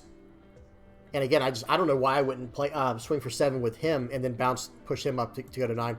Okay, anyway, we ended up not getting to it. I just wait. Sorry, guys, didn't mean to tease you guys like that. But the card Braum, we're gonna look at in just a second. We'll definitely be looking at it at the end of the video, and I'll talk about it more then. Oh, they play out the stage. Great, no problem. Like literally no problem. Of course, they trash a Vinsmoke Akiji and they search up the 4-cost Akiji. I'm actually not sweating at all right now. I'm not worried literally whatsoever because I'm going to get rid of that one too. Swinging 5 into him. Yeah, I'm not using any counter in hand. Go ahead and swing in. They swing it for 6. I don't really have a good way to get out of this. And that's why I should not have done what I did. Like, with the... so we're going to talk about this game at the end. Hang on one second, guys. I will finish that thought when we finish out. I shouldn't have swung with Braum. It was just a mistake. But, I mean, I should have, but then I should have lifed him is what I'm trying to say. Play out the Wiper, getting rid of their stage, doing a top 5 search for a, what was it, Shandorian Warrior. It was a Braum, right? Oops, hang on. I'm doing it too fast. Okay. Yeah, there's the card. Now we can actually look at the card. It's a 3-cost, 4,000 power, 1k counter, activate main once per turn. Place a 1-cost stage at the bottom of its owner's deck. Rest up to one of your opponent's characters with a cost of 4 or less. Trigger if you have 2 or less life cards, play this card. That trigger's actually like the best part of it, other than the fact that it does the stage manipulation, because then I could just push him in a stage after swinging 7 for 3 Dawn. Put 3 Dawn on him, swing for 7, put it into life, and then give something else plus 2,000 on the board, and I'm eating up stages and everything along the way. The card is very, very strong. And it's a Shandoran Warriors where we can search it up with a Wiper. Okay, so here we go. So it looks like I need to go for this board here. Why wouldn't I? Do I have this on 2x speed? Hang on one second, guys. I'm sorry. Oh, I do. I do have it on 2x speed. So swings for 7 there. He saves it for whatever reason. That's fine with me. Push this back here. Now I can just smash in for 8 or 7 into the 7. And then I can play out a stage here, do a top 5 search for a 2k counter for Wiper. And their turn. I'm at 3 life. Would you like to keep attacking into my board so I can keep getting this, this Wiper down? Pushing back the Ohm is not the best choice, guys. I'm not going to lie. I guess they didn't have any other decent option, but pushing back the sorry, guys, I got my back scratching my hand right here. I was about to start scratching my back in the middle of that. I missed the end of the game. Okay, so they just give up here because it's game over. So right here, let me hit play. I untap. I have Look at this, guys. I've got like 6 cards in my hand. I have 2 life and a body on the board. They have 2 bodies, but one's about to go disappear. And they've got 3 cards in life with nothing in their hand. Every stage they play for the rest of the game is gone. I'm not letting them have it. It's not going to happen. Okay? Good game. That was a fun one. If you're having trouble with as Red Yellow Sabo against Reiju, tech in that card Braum we were just looking at, guys. That card is outrageously good. All right, we got one more game, guys. This is OP09, and this is a deck that I called Trips because I'm running 3s, like cards that cost 3 Dawn, and I'm messing around with the Queen Mama Chanter. Unfortunately, I don't think I get to use it very much in this one, but the idea is still there. There's an idea there, right? There's an idea. So there's Queen Mama Chanter. It allows me to push a 3 card back to the top of my life. I draw my top life card, and then I push this card to the top. Or maybe I draw the top or bottom, but I push the 3 cost card to the top. It's a cool idea. At worst, you can use it as a trigger to trash with your Nami or to cycle out with your Bonnie. But it does have some potential late game. So against Smoker, Smoker's a very tough matchup. They're going to swing in for 6 here. Honestly, I think I should 2K counter out so that way I can use my my Nami next turn to get rid of this card. So watch this. So I think right here we're going to swing for 5 with Leader. And I think I'm just going to end up popping the Brook here with my Nami. Yep, and I'll trash the Big Mama Chanter here because this is not the game. This is not the best game for that card. It has a trigger. So I did get to draw a card with the effect because I was down to 3 cards in hand. 3? There we go. 3 cards in hand. And yeah, they play out Tashigi, trashing my Nami. Seems good. I get Dureshi there. I probably should have just played it. I probably should have like not used the trigger to draw a card. I should have just like kept it. But that's okay. I've got a Newgate here, but he's not really incredible against this board without any power reduction. But hey, we'll still try to make it work. We'll swing for 5. See if they want to give me anything here. We'll see if they want to take this. They're really thinking about it. So that means they probably don't have a lot of counter power in hand that they want to use. Like yeah, a Brook. Like that's not the best thing to use. And now boom, swing in for that. Trash a Braum from hand because I have 3 of them now. Braum's another 3 cost card, right? And I'm also running the Nico Robin, I believe, the 6 cost Nico Robin. I think we just haven't seen it. Nico Robin's trigger allows you to cheat out a 3 cost character, so that's pretty cool. Okay. Just waiting on my opponent here. They're on their 8 Dawn turn. Probably just Gecko Moria. That's like, that's just the play every single time. Okay, they don't have it. Seems good. No Gecko Moria. They play out a Rebecca. We'll see what they do with this. Playing out the Hina. -3 to my my Bonnie. Now they can load up 1 on their Smoker to get +1 for the turn, so it'll be able to swing for 7. And then the Brook was able to pop it. They swing in for 6, swing in for 7. I 2K counter out of the 6, take the 7, and here we go. We're in a tough spot. And that's putting it mildly, right? We're in a tough spot here. But at the same time, this is not the end of the world because we can use the Newgate to pop that Brook very easily if we need to. Okay. There's no stages in play, so the Braum does have limited usefulness here. He's mainly just a 1K counter and a trigger. And a 3 cost body for like a potential Nico Robin trigger. Swing 7 into 5 there. We'll push this back. We'll smash 10 into 6. And I'm basically saying, hey, you can have that Brook. Do you want to get rid of my 7 cost Newgate, or do you want to get rid of my Jory Bonnie? The answer is Jory Bonnie, by the way. Like, if he goes for my Newgate, it's not a bad thing. But not getting rid of my my 7 cost, or my Nico Robin, or goodness gracious, my Jory Bonnie would be a serious problem here. Okay, so -4 to my my Newgate. Okay, you got it. Excuse me. They're going to swing for 5. Okay, I'll just 1K, yeah, and I guess they thought they could take out my guy when they couldn't, and they just give up, they surrender, and that was a mistake that would cost them the entire game for sure, because, so now this next turn here, I just demolished their entire board, right? So they swing for 5, I counter out of the first one, they swing in for 7, I take that, but they should have got rid of my Jory Bonnie. They got greedy and tried to get rid of my, what's his name? My, Edward Newgate. It's like, why would you even care about that card? Like, just keep attacking it in my face, and then next turn you can battle into him with the Gecko Moria if you need to. But otherwise, you developed a board. You're going to eat up one. How do I say this? Edward Newgate's not attacking, right? I'm going to be popping characters on the board with this card. Which, yes, that does have a high amount of value. But the point is, like, you need to get rid of my card that actually can generate the most value for me, and that would be Jory Bonnie. Because Jory Bonnie would allow me to, start smashing into the board, and then I can life it and still draw 2 trash 1, even if I choose not to go at their life. The amount of value is just way, way more. It's crazy. But either way, I would have taken, excuse me, I 1K countered out of the 5K attack from the Brook, and then the 7K attack from the leader, or what should have been a 7K attack if he had done that correctly. I would have easily just taken that, gotten a Zoro in my hand, and now that turn was just going to go wild. You know what I mean? I was going to be able to eat up the entire board. But hey, this new Smoker deck is no joke, guys. Don't think, yes, this guy made a serious blunder at the end, but this deck is no joke. And look at the top card of their deck. They were going to have a Jack next turn, so it was only going to get harder and harder. Okay, that's it, guys. We got through all 20 games, right? Or roughly thereabouts. I think it was right around 20 games. Let's go ahead and check out the deck list that we were using in today's video. So this is what I would consider the peak for OP08 Red Yellow Sabo. There are flexible spots. I've gone over this. You don't have to run this exact list. You can change things around. For example, if you don't like the well, Cracker's pretty good, but say you want to go down like one Cracker and maybe go down one what's his name here, Lindbergh, you can go up some Kikanojos or something like that in this list, because this is not the revised list that's running the Kikanojos. This is just a straight up version that I like, because none of the triggers can fail me. Like, no trigger in this deck can fail because my opponent's at more than 3 life. And that was the idea behind this list. It has a little bit more consistency. However, with the Kikanojos, let me just type in Wano. With like Neko Mamushi, Denjiro, but we're not really running him right now. But with the Neko Mamushi and the Kikanojo, this has a chance, like a higher chance for you to high roll. However you say it. Like, this has a better chance for you to high roll with the deck and just to do some, do some really gross stuff with it.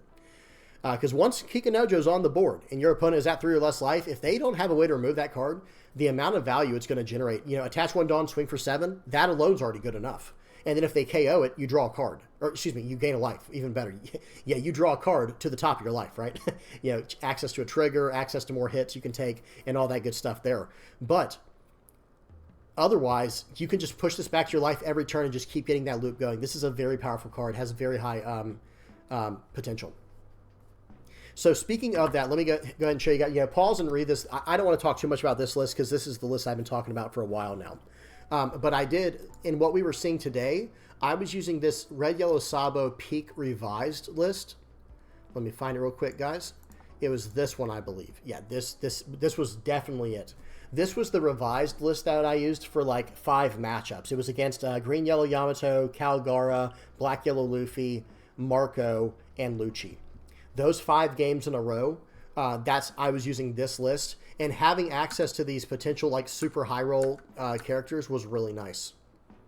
I was only running 3 Jory Bodies in this list. I think 3 might be the magic number for this card. We'll have to see up until we get this card right here. There's a 6-cost card coming out that I've been talking a lot about in OP. This is an OP09, not OP08.5, but OP09. This card, guys, might make us have to reconsider how we build the deck. Where it basically goes around this triangle instead of having the Newgate like we had before, which is still a good card, and we might still want to run it. However, I think this Nico Robin just takes the place of the Newgate and allows us to be that much more aggressive. And if we can be that much more aggressive while still being controlling by making them trash life cards, all of a sudden Kikanojo and Neko Mamushi are very dependable cards. So that is something we'll have to look at. Another card that I was using a lot today, and we'll go through more lists in a second. This card right here, Edward Newgate. Guys, this is a good card. It's too bad we don't have a card that, how do I say it? Like, I'll have to look around, but basically like what, what's it called is, the Fire Fist. Like Fire Fist, it's too bad we don't have like a 1-cost version of this that just does like minus 2,000 as well, where we could run like 2 of these and, and then 2 Fire Fists, 2 of the smaller one I'm talking about. There might be. I'll have to look. Let me see something real quick. Like there might be. And we have to look up the name of those events real quick that the Magellan was running. Those are cards I have not seen since I got into the game. I don't even remember what they do. Let me see. Plus 2,000. Yeah, like a little 1-cost card. This gives plus 2,000. Minus 2,000. That's a counter though. Seaquake. Yeah, I don't know if one exists, guys. Wait, here we go. Here we go. This might be something. Oh, it's a counter. I need it to be an activate main so I can combo it. I need a 1-cost card that allows me to do what I'm trying to do with just minus a few thousand. Wait, here we go. Give up to one of your opponent's characters, or excuse me, give up to one of your characters with a Revo Army type plus 2,000 until end of turn, and after this, give up to one of your opponent's characters minus 1,000 for the turn. this might be something we mess around with in the future, especially if we go Revo Army version with the 7-cost Newgate, because there are times now where people are basically just getting down 6,000 power characters, and we don't have an answer. Like against Doflamingo, you'd think this card would be so good. It's not bad. It hits a lot of their deck, right? It hits the Jinbeis, it hits the Gecko Morias, and I think it might hit a few other cards other than the little searchers or the top 5 arrangement cards. But them having access to those 6,000 power cards is so frustrating. It's so annoying with Edward Newgate. Now, yes, we still have an answer. You know, we still have the Gadatsus, we still have the Ben Beckmans, we still have the 5-cost Namis. We have the answer. However, if we could consolidate that all into like one card for the package, it would change, you know, it'd make our life a lot easier as Red Yellow Sabo when it comes to deck construction. However, I don't think we're ever getting away from the Nami now that we have this trigger package worked in. This trigger package worked in, guys. And hey, speaking of that 6-cost card, look at this. If we get rid of the Edward Newgates and OP09 for this new Nico Robin, oh, what's this? Another trigger card. This card is so good, guys. Anyway, I don't want to harp on it for too long. Shanks is really good as well. This is kind of a toss-up. How do you want to, however you want to do your top end, like choose your favorite 7-cost, 8-cost, 9-cost, or 10-cost card. Let me see. Will 10 even work? It brings up like 10, the number. Anyway, whatever your favorite 10-cost card is that can go in the deck, that's what you should pick for your top end spot. I'm using Shanks in this version. Rayleigh is really good. 7-cost Linlin is very good. I've had people ask me like, hey, why did you take out 7-cost Linlin? It's really good. It sure is. Add it back in. I'm just trying to show all these different versions of the deck. I'm trying to try out all these different cards at once. You know what I mean? It's hard to keep track of.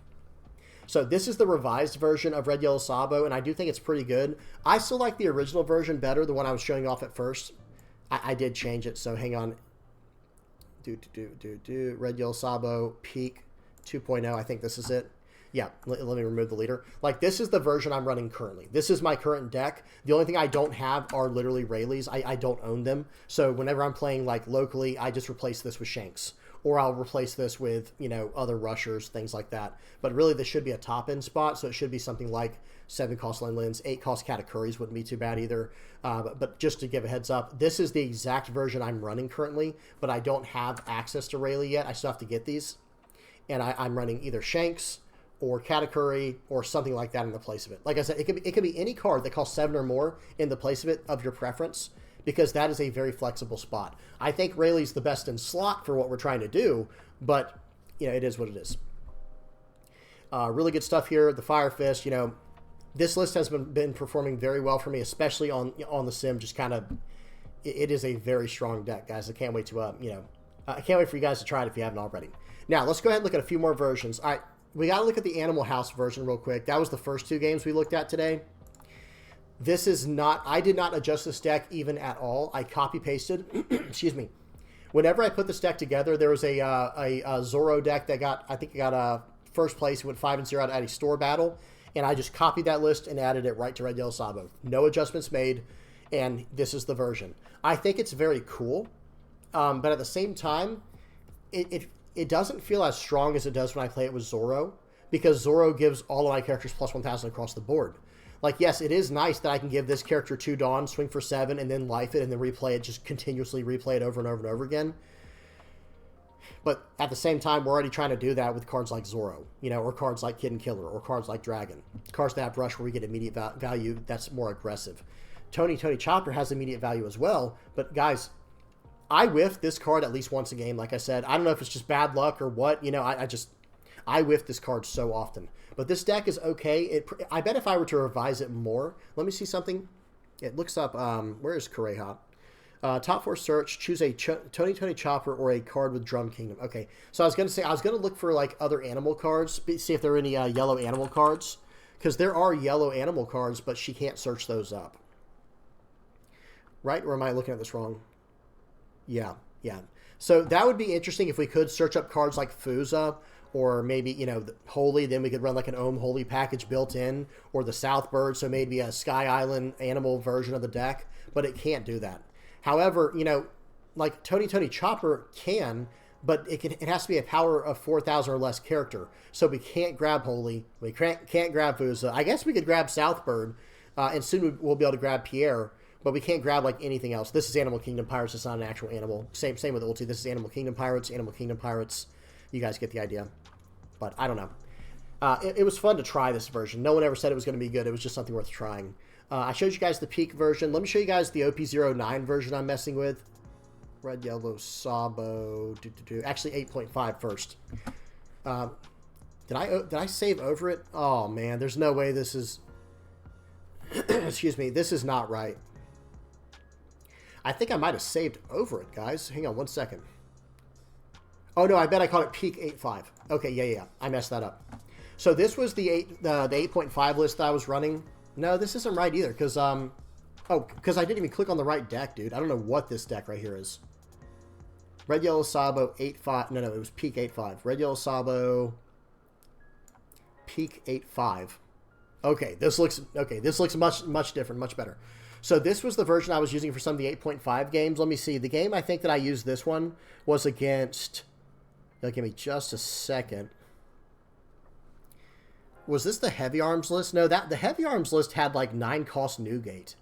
But honestly, guys, I want to say this is that list, but I changed I removed the Newgates for something else. I think this might have been the game versus Pudding. No, because I had 7 cost Linlin in that one. I don't know, guys. Whatever the case is, I don't see it in here, but this is like the 8.5 list that I'm probably going to be running very, very soon. This is just a natural progression from the OP08 list into the OP08.5 list.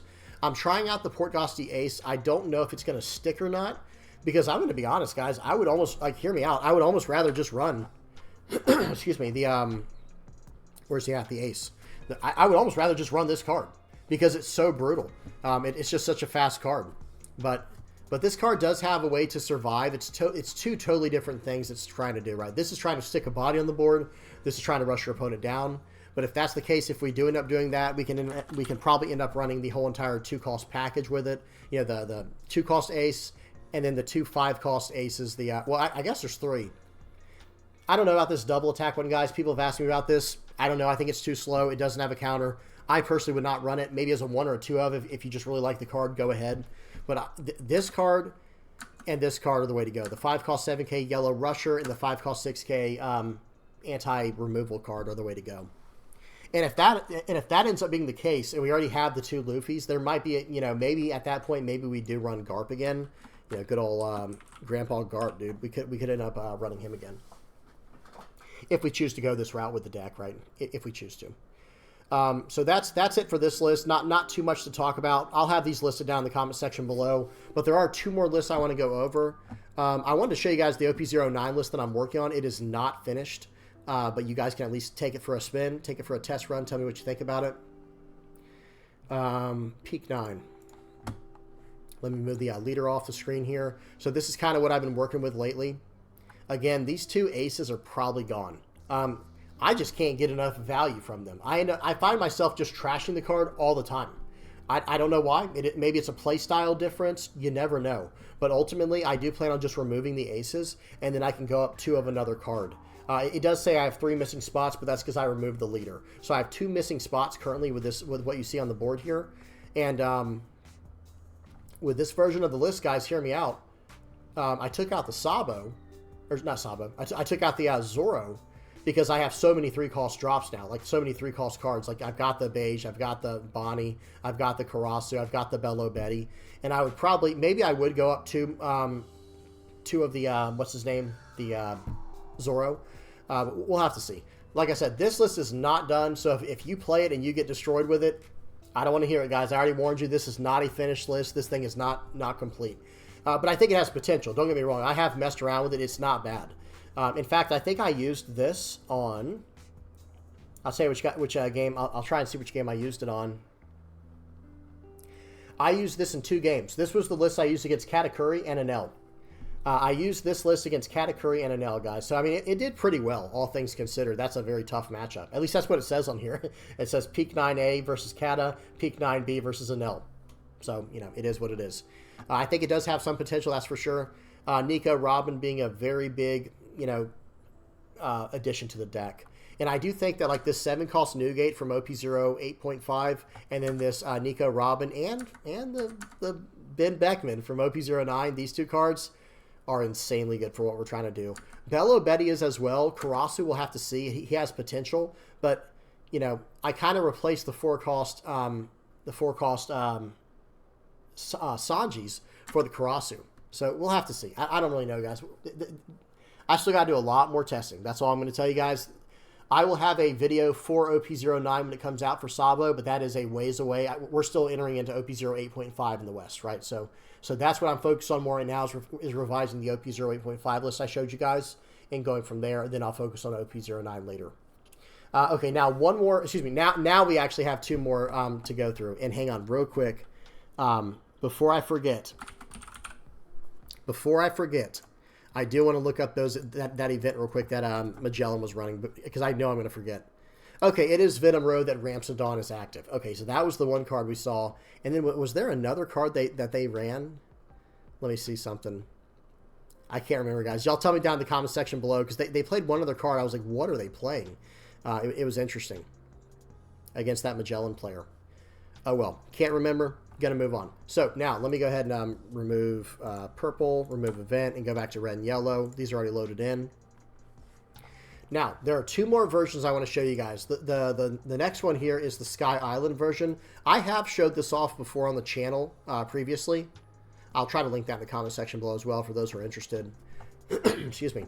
So I have it as SK8, Skate. It's like Sky 8, Sky Island 8. This is it. This is the version. And guys, this card right here, if there are players in your area who like to play Enel, or not Enel, excuse me, I meant to say Kalgara. If you have Kalgara players in your area, because you know they're going to have access to upper yard, right? Well, you're going to be able to use their cards against them with Braum to rest their cards. Like, you're going to take their upper yards. Now they can't recycle it with their wipers or the four-cost guy, this other wiper. Yeah, so it's with your wipers, plural, I should say. And then Braum can just eat them, right? Just eat up the upper yards and rest down their four-cost or lower characters. Cards like Ohm, cards like Holy, cards like Shura, whatever they have. Even this is a four-cost card as well if they have it on the board. But not just that. Braum is really good into something like Reiju, like I said. Reiju, it can eat up their stage. ST14 Luffy, it can eat up their stage.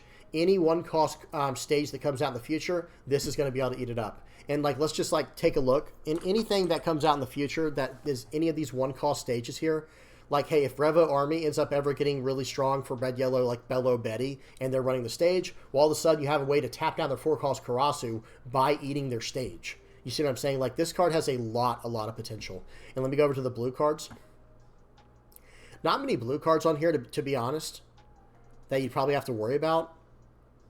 And again, it's only a one-cost or lower stage for both of these guys. Like, Braum and Wiper can only hit a one-cost or lower stage. So maybe if Buggy gets really strong, you can eat up his stage to rest some of his characters. But he's going to run bigger characters, so maybe not. We'll have to see. We'll have to see. And then for Black, they mainly... I mean, Marineford might be a thing that some Navy decks run in the future. We'll have to see. If Dressrosa stays strong, you'll be able to eat up the stage with this. Thriller Bark, same idea. Thousand Sunny if you're playing against a SD14 deck. Purple does not have anything to worry about currently other than of course, German Kingdom, which is the main card I was talking about. And then green... green only has one-cost stage in its Land of Wano. Trash a Wano card, set one of your Dawn cards active. You probably won't have to worry about this. But any card that comes out in the future, that's what you have to consider, guys. Any card that comes out in the future for stages that are one cost or lower, this whole Wiper Braum package and Red Yellow Sabo with Sky Island support, I mean, you got your Gadatsus to search up. With, you know, your Shura can search up all of these cards, guys, except your Bonnie, your Nami, and your Luffy. Seems good. Seems good, guys. That's something to definitely consider moving forward. Okay, now, one more version. My throat's starting to dry out, guys. This one was Revo OP9. I got to take a sip of my water, guys. Give me just 1 second.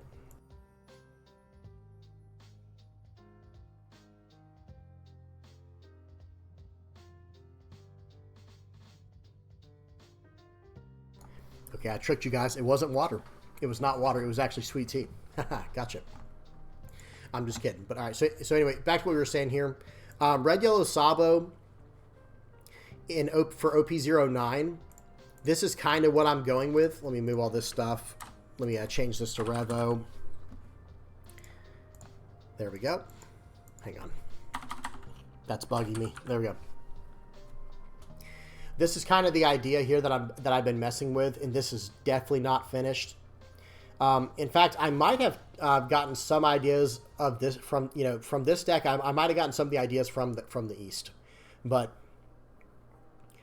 I really honestly think that what we're brewing over here in the West for Red Yellow Sabo is just better than what the East is doing for Sabo. Because Sabo in the East is basically what you see right here. And it's not bad, by the way. Like, this is still a very strong list. Like, I bet a lot of people could, like, take this to their locals and do really well with it. Maybe even win a few locals with this kind of deck. No doubt about it. But I do think what we're doing with Red Yellow Sabo in the West, like with these peak versions, I think we're taking it to a whole nother level, and it has so much more potential.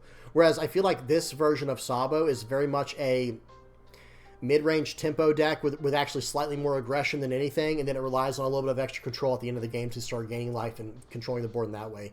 Whereas what we're running is just like almost straight control. It's the opposite, right? The East version of Red Yellow Sabo looks like it's trending more towards aggro, and then it relies on control to, potentially win a game if they run out of steam. Whereas we are, guys, there's like a fly in here every single time around this time. Us over here in the West, we're relying on Red Yellow Sabo's control, and then we use the aggro portions of it to, try and close out the game. All right, I'm done, guys. I'm getting attacked by, a fly is trying to get me off the video here. Hope you guys enjoyed. Please do not forget to like and subscribe. If you have any questions, any comments, any suggestions, please do not hesitate to put them down in the comment section below. Okay, guys, if I missed anything, I'm trying to think if I missed any of the decks to look at. I think I pretty much got all of them, right? I think I pretty much got every one of them. But if I missed any, y'all say something in the comment section below, and I will try to put that on there. Oh, let me check Heavy Arms. One more. Red Yellow Sabo. I think I literally called it Heavy Arms. And Trips. I almost forgot Trips. Hang on. This was the other one I was working on. Hang on. You guys thought you were done. You're not. We're not done. This is an OP09 list I'm working on that has to do with the Queen Mama Chanter. This is a 2-cost stage. Activate main, rest this stage. You may add 1 card from the top or bottom of your life area to your hand. Place up to 1 of your characters with a cost of 3 on the top of the owner's life area face up. It has a trigger to play the card.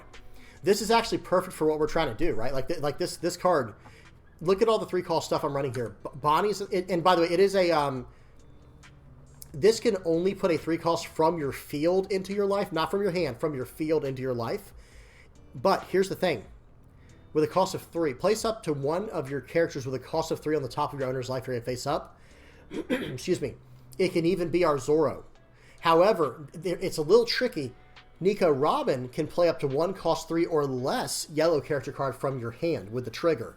So you can only hit 3 cost or lower yellow characters with Nico Robin. But look at these options, guys. Capone Gang Beige is actually not even that bad, right? If we cheat out a Gang Beige and they can't remove it, okay, next turn we have our entire turn, we smash in for 7, we put a card back to life. We could even swing for 7 with Beige, attach Ford onto Beige, swing in for 7, and then put this card into our life with this, put the Beige into our life with the Queen Mama Chanter. There might be something here. This is a little bit techy. Like this card, or this version it needs a lot of work. That's the story of the day, guys, with all these lists at the end, guys, all these decks I showed you today. They're all very good. But I feel like they're missing like one little thing, like they're missing a little bit of something somewhere. But this version right here with Trips, it's using, I call it Trips just because that's 3, right? Triple 3. So it's running a lot of 3-cost cards that can generate so much value over the course of the game. This can help you with your matchups that have stages. Now, unfortunately, the only synergy that's missing, it's too bad this was not a 1-cost card. I know people are like, oh, then it'd be broken. Yeah, right, guys, chill. This card would not be broken under any circumstance. This does not draw you a card, or excuse me, this does not gain you a life. It cycles a card from your life from a card on your field that costs 3. So, yeah, this is not a broken card. It's too bad that it was not a 1-cost, because then we could use our Braum to even further value with it. But hey, it is what it is. Notice how low the curve's getting in this deck, by the way, guys. We don't have no more 10, 9, 8-cost characters. Well, we got one with Rayleigh, 1 8-cost character. Everything else is 7-cost and lower. The list is looking really good, guys. I can't wait to see what happens in the future with it. Okay, did I have one more I was going to tell you all about? Hang on. It was Red Yellow Sabo Heavy Arms, right? I think I called it. I wonder if I deleted it. Might have deleted this one, guys. Every now and then I will... here's Peekaboo. So this was one game. I did have one game with Peekaboo on the list. I called it Red Yellow Sabo Peekaboo, right? Like with P-E-A-K, just a pun on that. And that was the game versus... It'll give me just a second to find it on here because I can see them all over here on my right. No, I don't see it. Maybe I showed this one off earlier, like in another video. Oh, no, it was the game versus the mirror. So Red Yellow Sabo versus Red Yellow Sabo, that game that I played, this is the list I was running. So that's pretty interesting. A single Fire Fist, double Rayleigh. This was that version. Now, let me see if I can find Heavy Arms one more time. Because that one had the 9-cost Edward Newgate. Okay, Red Yellow Sabo, Revo Army. I feel like I would have literally called it Heavy Arms. East Bay, Egg. Oh, here's the Egghead version. I'll show you all this real quick. This is as basic as it gets. It's just straight Egghead stuff, right? Pause and read this. I'll have it down in the comment section below if I remember. But this version is very straightforward. It's got all the Egghead stuff in it. It's got the Egghead top 5 searcher, and it has the I Rayquaza help or please save me. It has that as well for the plus 3K. Okay, and then it is running, like, remember guys, every card you see here is Egghead. Every one of these except the Flampe and the Zoro. That's it. Everything else is Egghead. And notice how low the curve is on this deck. We might have to change that. We might have to up it later, increasing it to, like, including like a 7-cost Linlin or something. Okay, well, I guess that's it, guys. I can't find it. I cannot find the good old-fashioned Heavy Arms version. Man, that's weird. Because watch, what will happen is I will find it later, and then you guys won't see it. But I guess if I find it, I'll say that right now. If I do find it later, guys, I will post it down in the comment section, and I'll call it the Heavy Arms version. Okay, that's it. And we made it to 2 hours. Perfect. Absolutely perfect. We got a 2-hour-long video here. Now I'm done. Now I'll finally let you guys go about your lives. I do appreciate everybody who listens for this long. Let me go ahead and put up the the playmat page here. Big shout out to everybody who supports the channel. Guys, if you're liking, subscribing, sharing, commenting, viewing, guys, if you just click on my videos and you're just leaving them up to be played, like, you're helping me out more than you know, right? Letting the ads roll through and all that. That's how I make money off the channels, through ads, right? It's through advertisements like that YouTube puts on there.